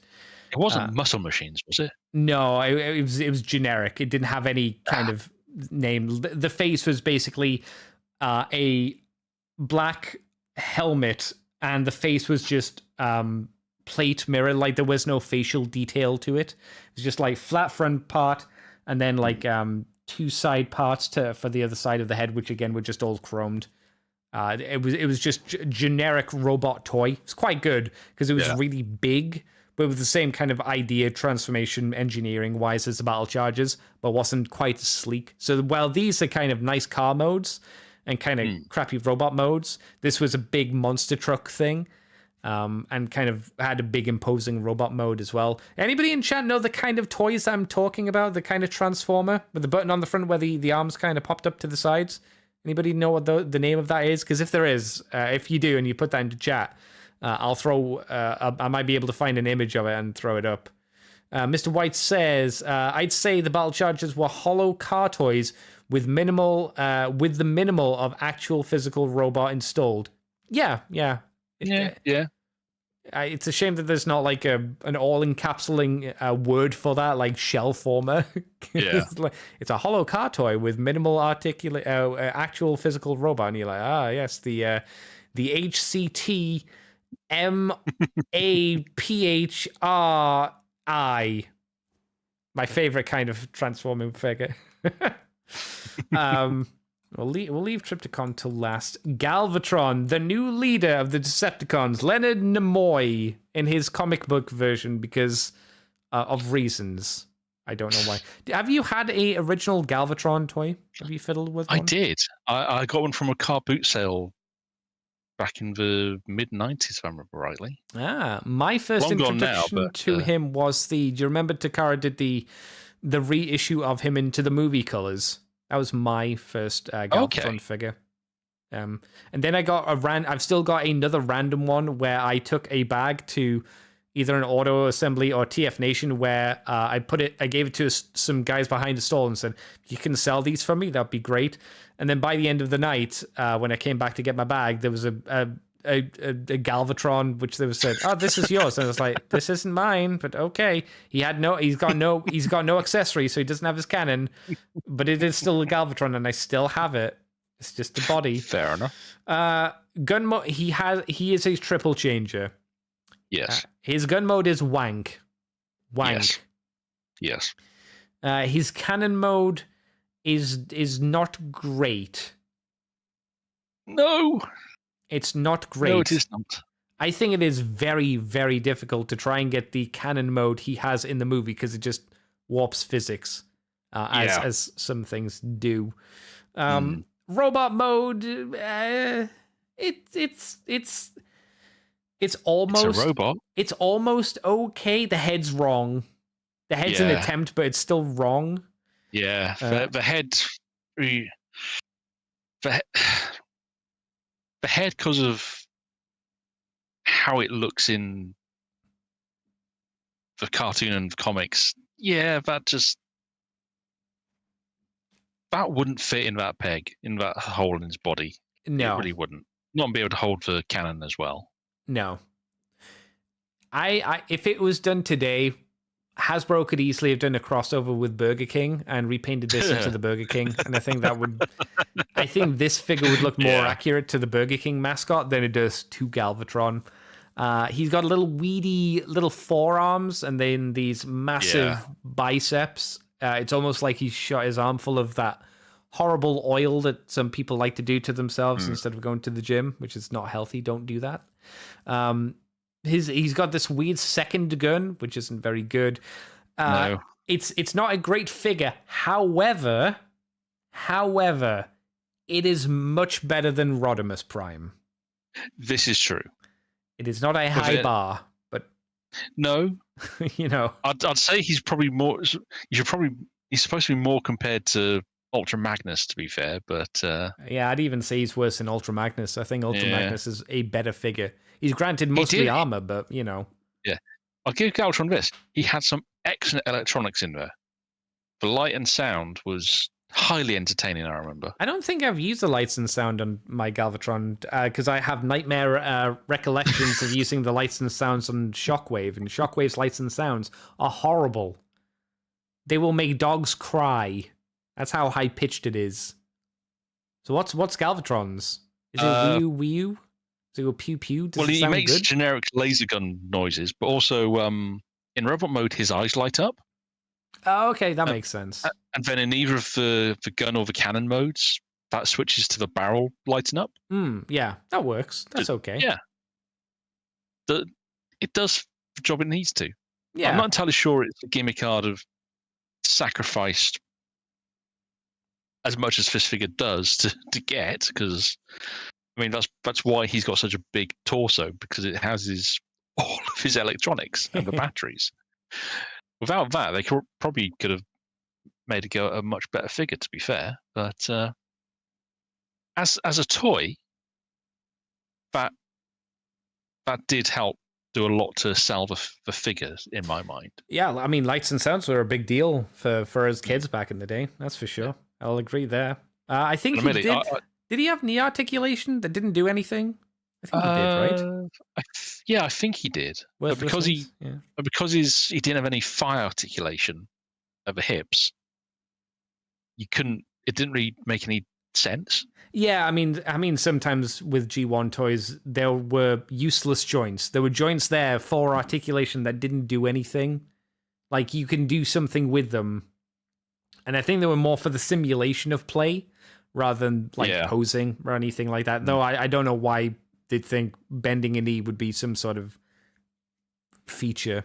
Maybe I'm wrong. Maybe kids were all into their knees back in the 80s, a year before I was born, I suppose. I don't know. I think it was always good. Some articulation is better than no articulation, even if that articulation wasn't very good. Maybe that was the business idea, yeah, because I would argue that that's not true. Because if the articulation is not useful, then it doesn't really matter what it's there for. Yeah. XL Hedge says, I sold away my San Diego Comic-Con Fall of Cybertron Bruticus, so I didn't get the upgrade. Plus, Onslaught was the wrong color for his standalone. And was colored to only be the Bruticus torso. Oh, okay. I forgot about that. Mr. White says the Galvatron sounds were good using a good old chunky battery. Oh, the big batteries, the really big ones. Yeah. Oh, yeah. Does anything use those big batteries anymore? Not much. The only thing I can think that would use batteries that big now are like hydro plants. A dam, Sherman Dam would probably use something like that. Mr. White says it was nice that his power really was where his heart was. Oh, hang on. Let me. I don't know if this will come through. Let me check. I've got to do this. I wish I'd set up the soundboard earlier. Hang on. There you go, Mr. White. You deserved it. Oh, actually. There you go. Thank you, Mr. White. Had to switch over quickly to the Discord sound bar there, or soundboard there. If you make bad jokes, I'll badum you. I will badum the shit out of you. I can also quack you as well. XL Hedge says, what's that, sorry? I was going to say, is that a promise or a threat? Oh, it's both. It can be both. A promise and a threat can be the same thing. XL Hedge says, can we please stop calling Toy Galvatron's colors Galvatron 2? Oh, can we start calling Toy Galvatron's colors Galvatron 2? Yes, this is used in his first UK appearance, but US Marvel Galvatron didn't use these colors. Yeah, but the only comics that really mattered were the UK comics, is what I'm told. I heard the American ones weren't really that interesting for the most part. Mr. Adam White in chat would know this probably better than me. If the American US comics had more value than the UK ones, but I think it's generally accepted from Transformer fans that the UK comics was where it was at, right? Well, no, the American comics did some interesting stuff to start with. They were riffing very much on Marvel itself, Marvel superhero stuff, to the extent that BlackRock was blatantly them wanting to do Tony Stark. But where it gets interesting is because Simon Furman wrote pretty much the majority of the British stuff, and then I want to say it was either pre or post Underbase Saga was when he took over the American book as well. And at that point, he started bringing in several of the concepts he had come up with in the British strip, like Primus and Unicron, their origins. He incorporated into the American strip. And some of the way he was telling the stories also carried over, and certain characters they had a preference for started to come back. But, I mean, Budiansky was writing for, we have to give him credit because he created pretty much 90% of the characters' personalities whole cloth for the first few years of the book. Even outside the cartoons, they took inspiration from a lot of what he was doing because he wrote the character Bibles. But it's an interesting one because you do notice a distinct shift in the writing when Furman takes over of the American book, mainly because it starts to feel much more like what he was writing in the British book at the time, as you'd expect. And if you were to look at where the Transformers G1 comic book ended its run, its final, say, 10 issues versus the first 10 issues of the book.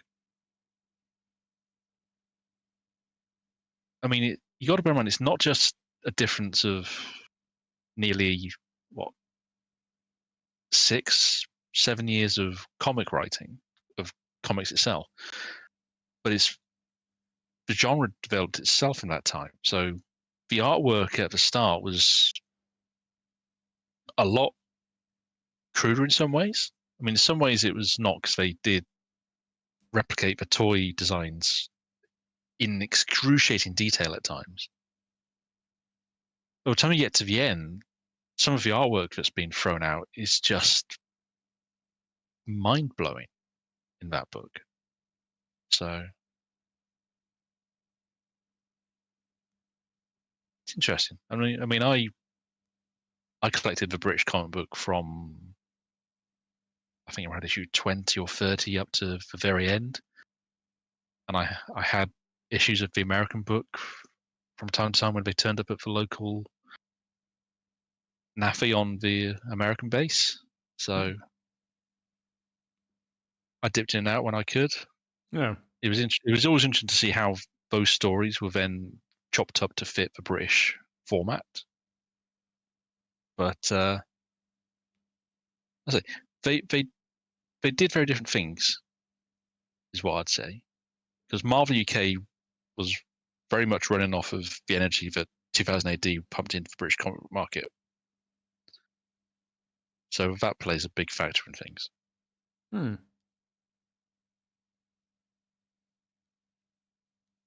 Oh, that it? Sorry. That's my spiel of the day. I couldn't tell if you were done or not. I didn't hear like an end point, so I was like, okay. Sorry. Oh wait, no, it's fine. The Excel Hedge says, why did it take Hasbro till Legacy to get a accurate transforming Galvatron? Because the last Galvatron they did was trying to do a unique take, while we are now in the era of just do G1. That's why it took till now, because now we're in the era of just do G1. That's the reason, I would say. Mr. White says it's very, very difficult to sum up the UK and US comics. There are a lot of elements in there that kids noted, but agree with Big D here. Oh, there you go. Mr. White's on your side. And he used to do a comic show as well, so he knows about this stuff. But elements like Target 2006 was a huge change in the scope and tone of the US comic stuff. The US Absolutely. stuff. Yeah. Yeah. Do you have anything else to say about young Galvatron here and his tiny, tiny feet and arms? Not really. I think we covered all the basics on him. All right. Well, we got the big boy, the biggest of boys, for this year, which is 86 again. It's Triptychon, the motorized Decepticon city. Technically, oh no, he does get a name. He does get a name. He also comes with, what's his name? Fast Track? Is it? No, Fast Track's with Scorponok. Right? That's right. Oh, what's his name? It's not Brunt, because Brunt's the tank. Yeah, yep. the cannon dude. Oh God, what's his name? Carmen. Brum. Everybody's favorite British show, Brum. He comes with Brum. So, like Metroplex, he comes with a few extra dudes. I think the car, Brum, whatever he's called, is a lot better than Metroplex's toys. For some reason in the promo art, they don't actually show him transformed into robot mode, but he does look like a robot. He doesn't really transform. He just kind of folds his legs out. He does less than a Micromaster, but he's much better because he doesn't require any parts forming. His only quote unquote parts forming is he has a gun he can hold, which is much better. Brunt is a way more intimidating slammer. Slammer.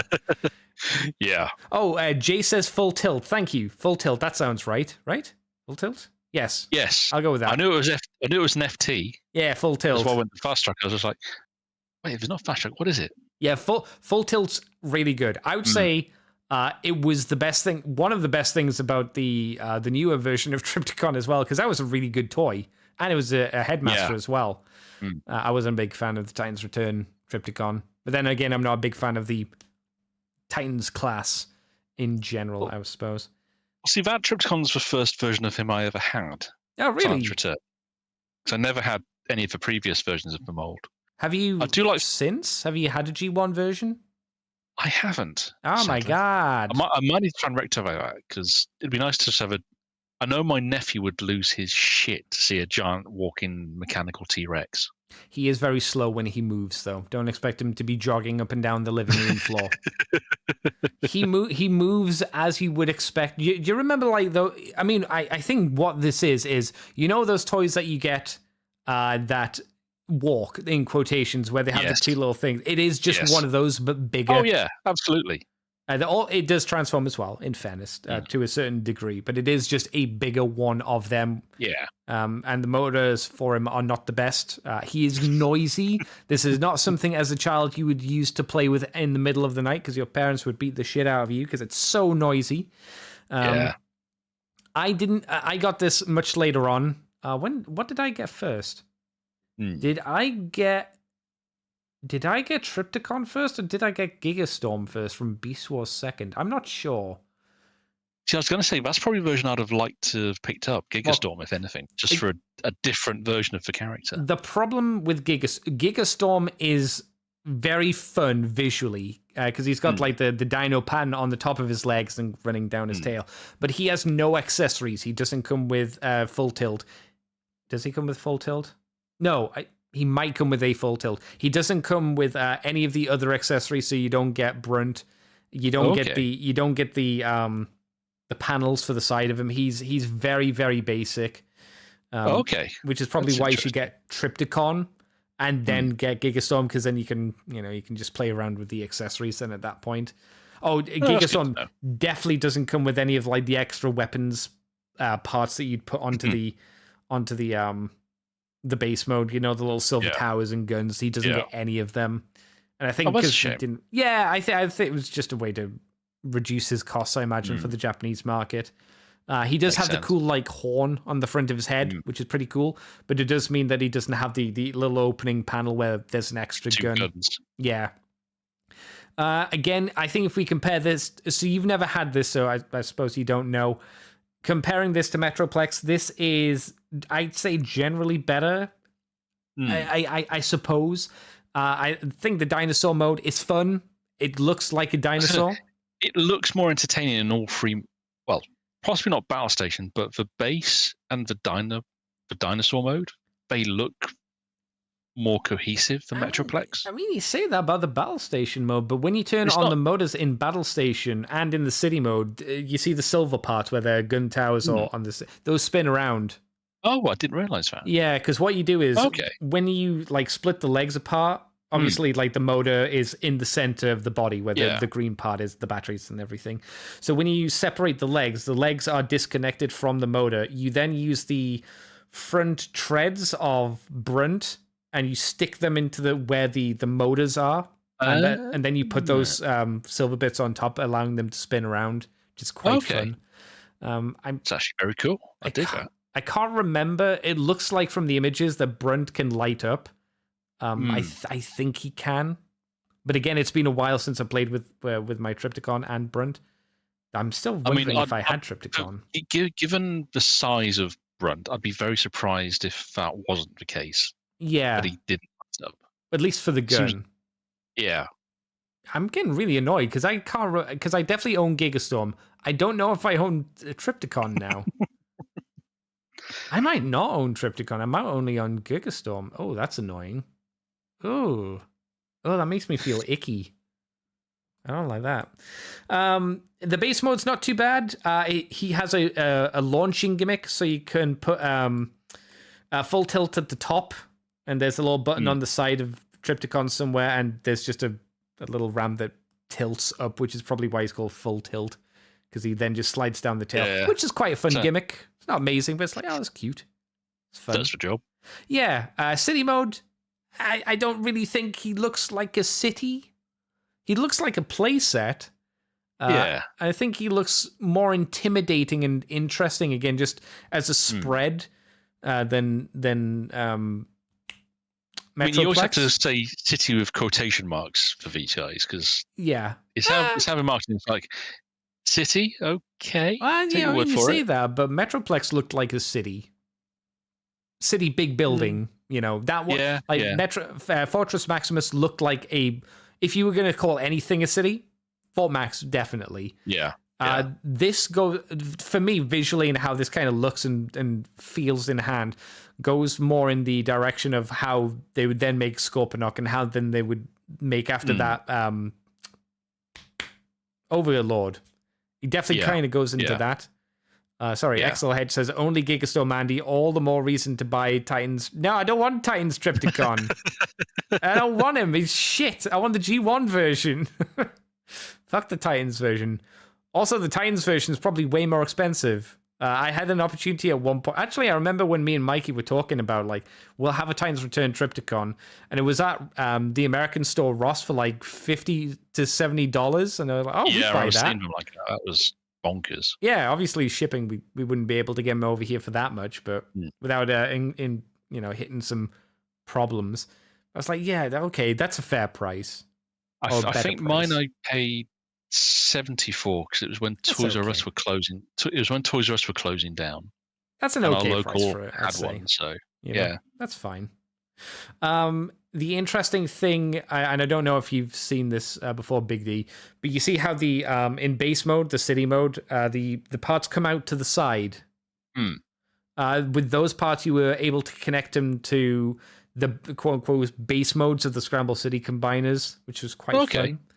I don't think it really looked amazing, but it had mild interactivity with like the Scramble City main guys, so that's neat.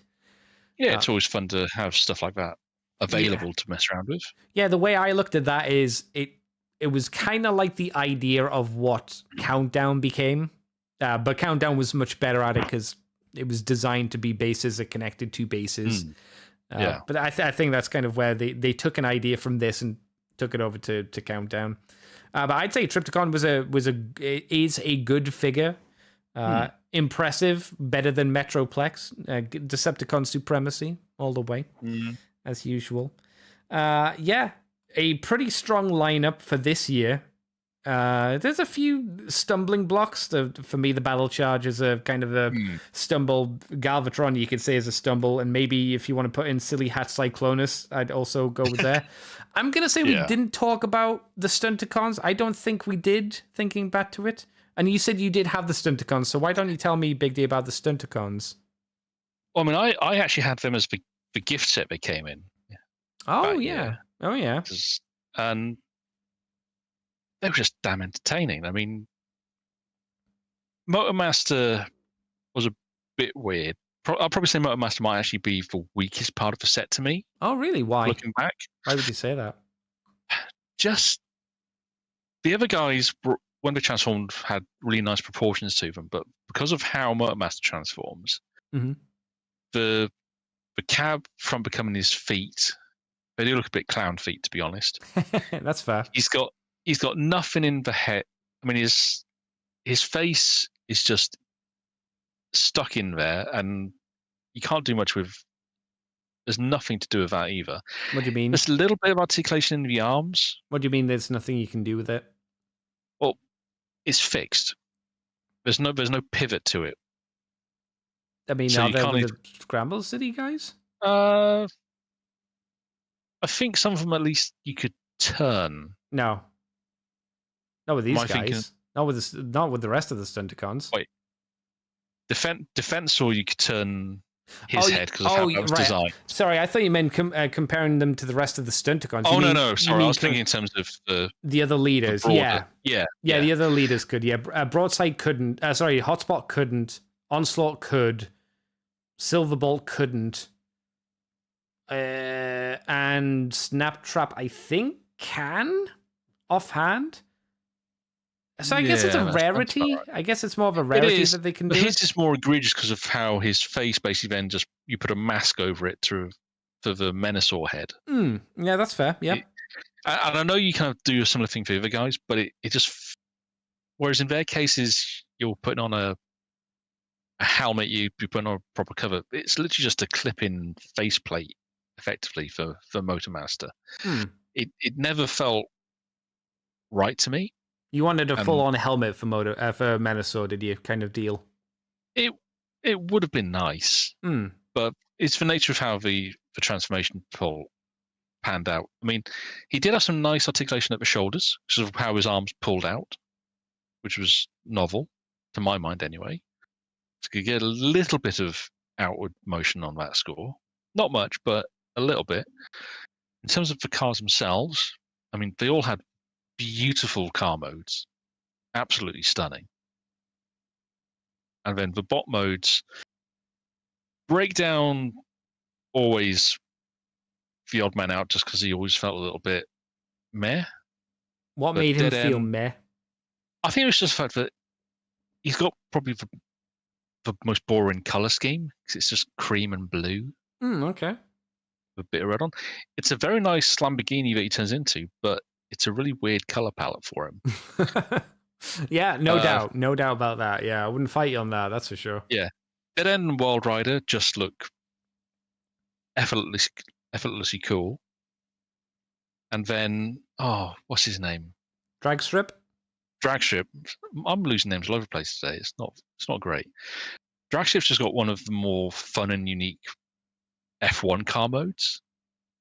He's got one of the more unique and interesting Scramble City Combiner transformations as well, I would say. Yeah. Especially out of these guys. He's got probably, out of the, not Menasor, obviously. Out of the rest of them, he's got the most, 1, 2, 3, 1, 2, 1, 2. Yeah, he's probably got the most intricate transformation. The other three have like 2 steps, arguably 3. He's got about 3, 4. Not a huge amount, you know, but not a a huge little bit amount, more. but it stands out. Yeah. And again, lovely. I mean, very distinctive color scheme on him. Mm-hmm. The guns on all 4, and in fact, Motormaster's gun as well. Lovely weapons. Motormaster's sword looked really great. The hood guns that each one carried in vehicle mode, each one unique and distinctive, as was true of all the Scramble City guys. So that was nice. The fact that each one was, well, drag strips and breakdowns. The fact that they were cast in their spot color, so to speak, was quite nice. Black on the other 2 was just standard. But then when they all combined together, Menasor, the head was never great, but the rest of it just came together really nicely. I mean,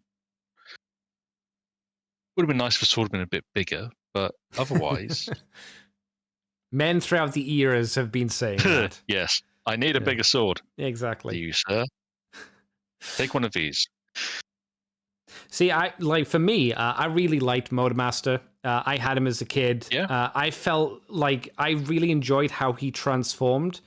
I liked separating the arms and flipping up the front of the cab and having that peg into the chest area to then form his chest. For some reason, that felt quite nice to me. I just like pulling the arms apart to reveal where the face would go. That was a very satisfying kind of hand feel experience. See, what I have just noticed that probably what's influenced my words at this point is I've realised that they've mistransformed Motormaster on this page.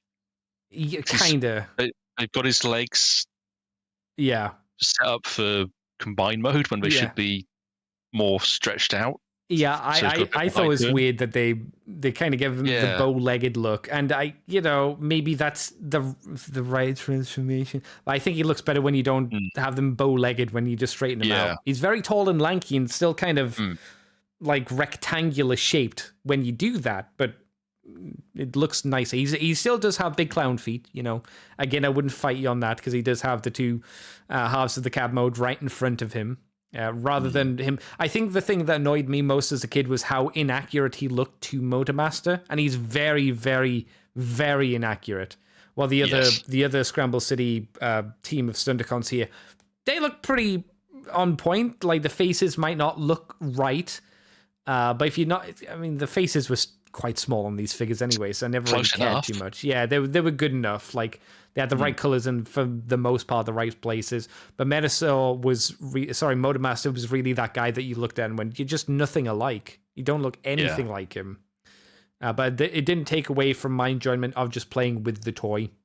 No, that's true, and they were really fun to play with. Yeah, I still think the Combaticons are better. I think overall they are a better team. I think they have better transfer. Actually, they're fairly similar. Onslaught and Motormaster have a somewhat similar kind of transformation, at least with the legs. I think most of them have similar transformations. Yeah, to most the legs. of them do that, where you have to split the legs to fit the crotch piece into. All the legs stretch and then they all split in some form or another. Different between Motormaster and Onslaught is instead of flipping them forward on Motormaster, you flip them back on Onslaught. That's kind of the difference. And then the Hotspot, you don't do it at all. You just straighten them out and it's done and dusted, really. But no, this is a good, solid team. I think it was probably one of the first combiners I had and got complete as well. Same. Yeah, they're all good. You said that Breakdown has a weird color scheme. I would agree, but it is very distinct at the very least. This is also true. Yeah. And weird and distinct is better than boring. Yeah, here's the thing. Most of the time now when you get a Breakdown, he's white, isn't he? He's not like you said, cream. It's not that lovely creamy ice cream color. He's not vanilla cream. It's a weird one, that. Yeah. Do you think he's better white or do you think he's better cream? I don't know which, to be honest. I think he's probably better white. Probably better. I kind of still like him cream, but he's probably better as a white car. Cream is probably more distinctive, but white probably just makes more sense. Yeah. Like logically, it's like, why would you have a cream car? Yeah. Are they even a thing? I doubt it. Yeah. don't think it's a thing. Let's see. People have been saying stuff in chat. It was Ollie's. It was Ollie's. The Triptychon Titans Return was a thing. I offered to get you and Mikey one each XP. Oh, it was you, Axel Hedge. He went for $50. Damn, $50. Yeah, that was bonkers when they were doing that. That was just. I saw that and just at the time I was like, oh god damn it. If I remember, the reason why me and Mikey didn't do it was because postage for it would have been stupid, and then it definitely would have been hit for import. So I think we probably worked out it would have turned out to be not much of a discount by the time it got over here, which was, as you know, that's annoying. Kaz says, I always wanted to get the G1 Scramble City guys, but frankly, they were way too overpriced on the aftermarket. Whenabouts were you going for them, Kaz? Because that's like, if you were going after the first Transformers live action movie, that's when if you went for anything G1 wise pre Michael Bay movie, you got good deals. Yeah. I got a lot of Headmasters around that time period for under like £40 in that area. In 2000, yeah, 2000, I sold my entire Transformers and G.I. Joe collections for £100 each. How many figures were in them? A lot. Oh. Put it this way, if I'd waited just 9 years, I could have made a fucking fortune. Oh, that sucks, man. That's balls. Yes, it does. Yes, it does. Yes, it is. Ugh. Oh, well, live and learn. I guess. Motormaster, King of the Road, a picking fights with Optimus, but is tiny compared to Optimus. Yeah, that was always funny. Yeah, I had, like, one of the few episodes of Transformers I had on official VHS was Masquerade as well. So that's probably why I liked that Motormaster toy quite as much as I did. But he is very small in comparison to Prime, which is, I guess, what's quite nice about the Legacy one. They are equally sized. It's why I didn't mind the Combiner Wars version either. The fact that he was just for cab, but he was the same size as Prime at least. Yeah, I mean, Prime was the same mold, and it didn't look right. Well, but... yeah. But he was the same size as any other Voyager class Prime. Shall I say? I think that a lot of people don't like that Motormaster, and I get why, because it doesn't look accurate and it doesn't make the best Combiner Wars Combiner. I mean, it's probably one of the worst Combiner Wars Combiner, but I think all of them as a set are pretty good. Like like redesigns, I like them. They do a job. I mean, the thing is, I need to get at some point. I need to get to my cabinet where I have my Stunticons, because I have I think it's a knockoff, but I have the Perfect Effect replacement crotch and chest kit. Oh, see, I got the hands and feet. I always wanted to get the crotch and chest. I have the hands and feet, because I picked up loads of those for dirt cheap back in the day when they were still relatively inexpensive. So I've got a fair few KO versions as well that just sat to one side waiting for me to get to the damn things. Oh no. Well, it's sort of thing where I know where everything is. It's getting to it that's the problem. Yeah. It's like mining for diamonds in Minecraft. You know where they are. You just got to keep digging and get them eventually. Kaz says G1 Triptychon is G1 Triptychon. I speculate is an homage to Death Sora from Zoids. Oh, that's an interesting idea. Them both being motorized dinosaurs ending in Sora in Japan. Yeah, that's true. Oh, that's an interesting idea. I wonder if that's where they got the idea from. Wouldn't be the first time Hasbro's nicked some ideas from Japan. G1 Predaking, you can balance out the proportions if you extend his legs, making him taller too. Okay. I could see that. Yeah. Yeah, if you stretch these out a little bit more, it's mainly because he's got quite long monkey arms, I suppose. He would still have quite a small chest silhouette, though. But yeah, I could see that. Well, we were meant to get through more than one of these today, Big D, but I think, unfortunately, this is where we're going to have to call it quits for this time round. Look, don't knock it. It means we can help get you more filler whenever you need it. Yeah, exactly. Hopefully these are fun. Hopefully people enjoy us kind of talking about them. I'm enjoying talking about these. It's great. Yeah, it's neat. I like going back through these figures. It's nice because we're kind of getting into this era of I've got most of these. I've had them. Like the Headmaster, the next one, I have most of these as well, so I definitely can talk about them, which is nice. Yeah, it's weird because, see, for me it's interesting because I had bits of Transformers from across the different, almost the entire G1 period, but I couldn't say I had everything or Yeah. the majority of the thing. So I can look at bits and go, well, I had. It's like looking at Headmasters. I can go, well, I had that one, and I had that one. I had a couple of those guys, and none of these guys, but I had some of those. I did get those eventually, and it's all very interesting. So Yeah. I'm looking forward to talking more about these. Well, where can people find you on the internet if you want them to, Big D? Well, if you ever need to find me, look for a picture of Cup with a cigar, and I'm on all the social medias as David Kelly. I don't hide. Come and find me. Wait, that's I'm afraid of in a minute too. I'm out there. Look for the weird Welsh spelling. Can't miss it. There's a reason everyone calls me Big Spring and D otherwise.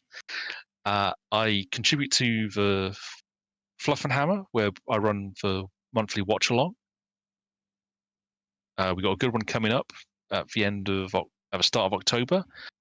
I believe it is. Hang on, let me find it. Bear with.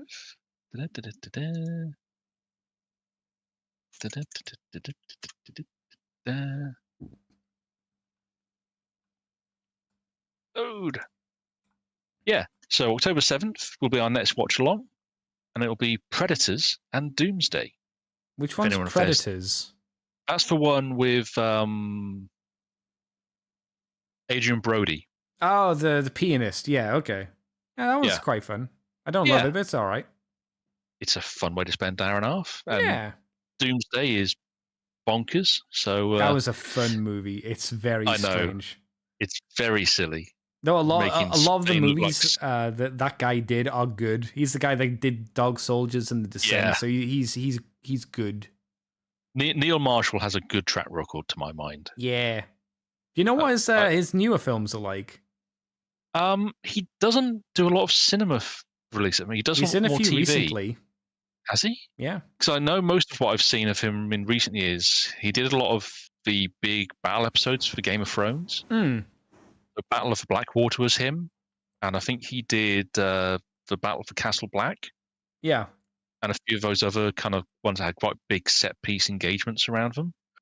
I've not seen too much of his film output otherwise outside of his early 2000s. I think Centurion's most recent I've seen of his. No, he's done 2022 a movie called The Lair.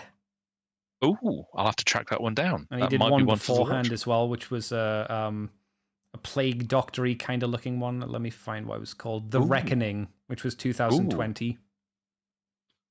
I shall have to add those to the list. Apparently, they're both on Shudder, so if you've got Shudder, you can watch them there. Ooh, that's not a bad shout. Yeah, I don't know if they're any good. They might be shit, but I have no idea. Yeah. Otherwise, I'm a occasional contributor to the UKAnime.net. I'm one of the resident mech heads on there, where I review Gundam kits, Gundam shows. If there's a Transformer I pick up that's related to the Japanese series, I'll normally try and do a mini review to pop it on there. And anything else that catches my eye.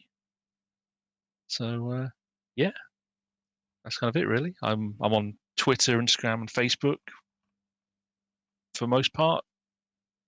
You normally see me posting pictures of my latest miniature builds. I know that Andy will then post a comment in afterwards saying, paint it. Paint it. I'm trying to restrain myself. I'm trying my best. Doing my best. But, that's me. Oh, I don't like IMDb. They only gave Dog Soldiers 6.8.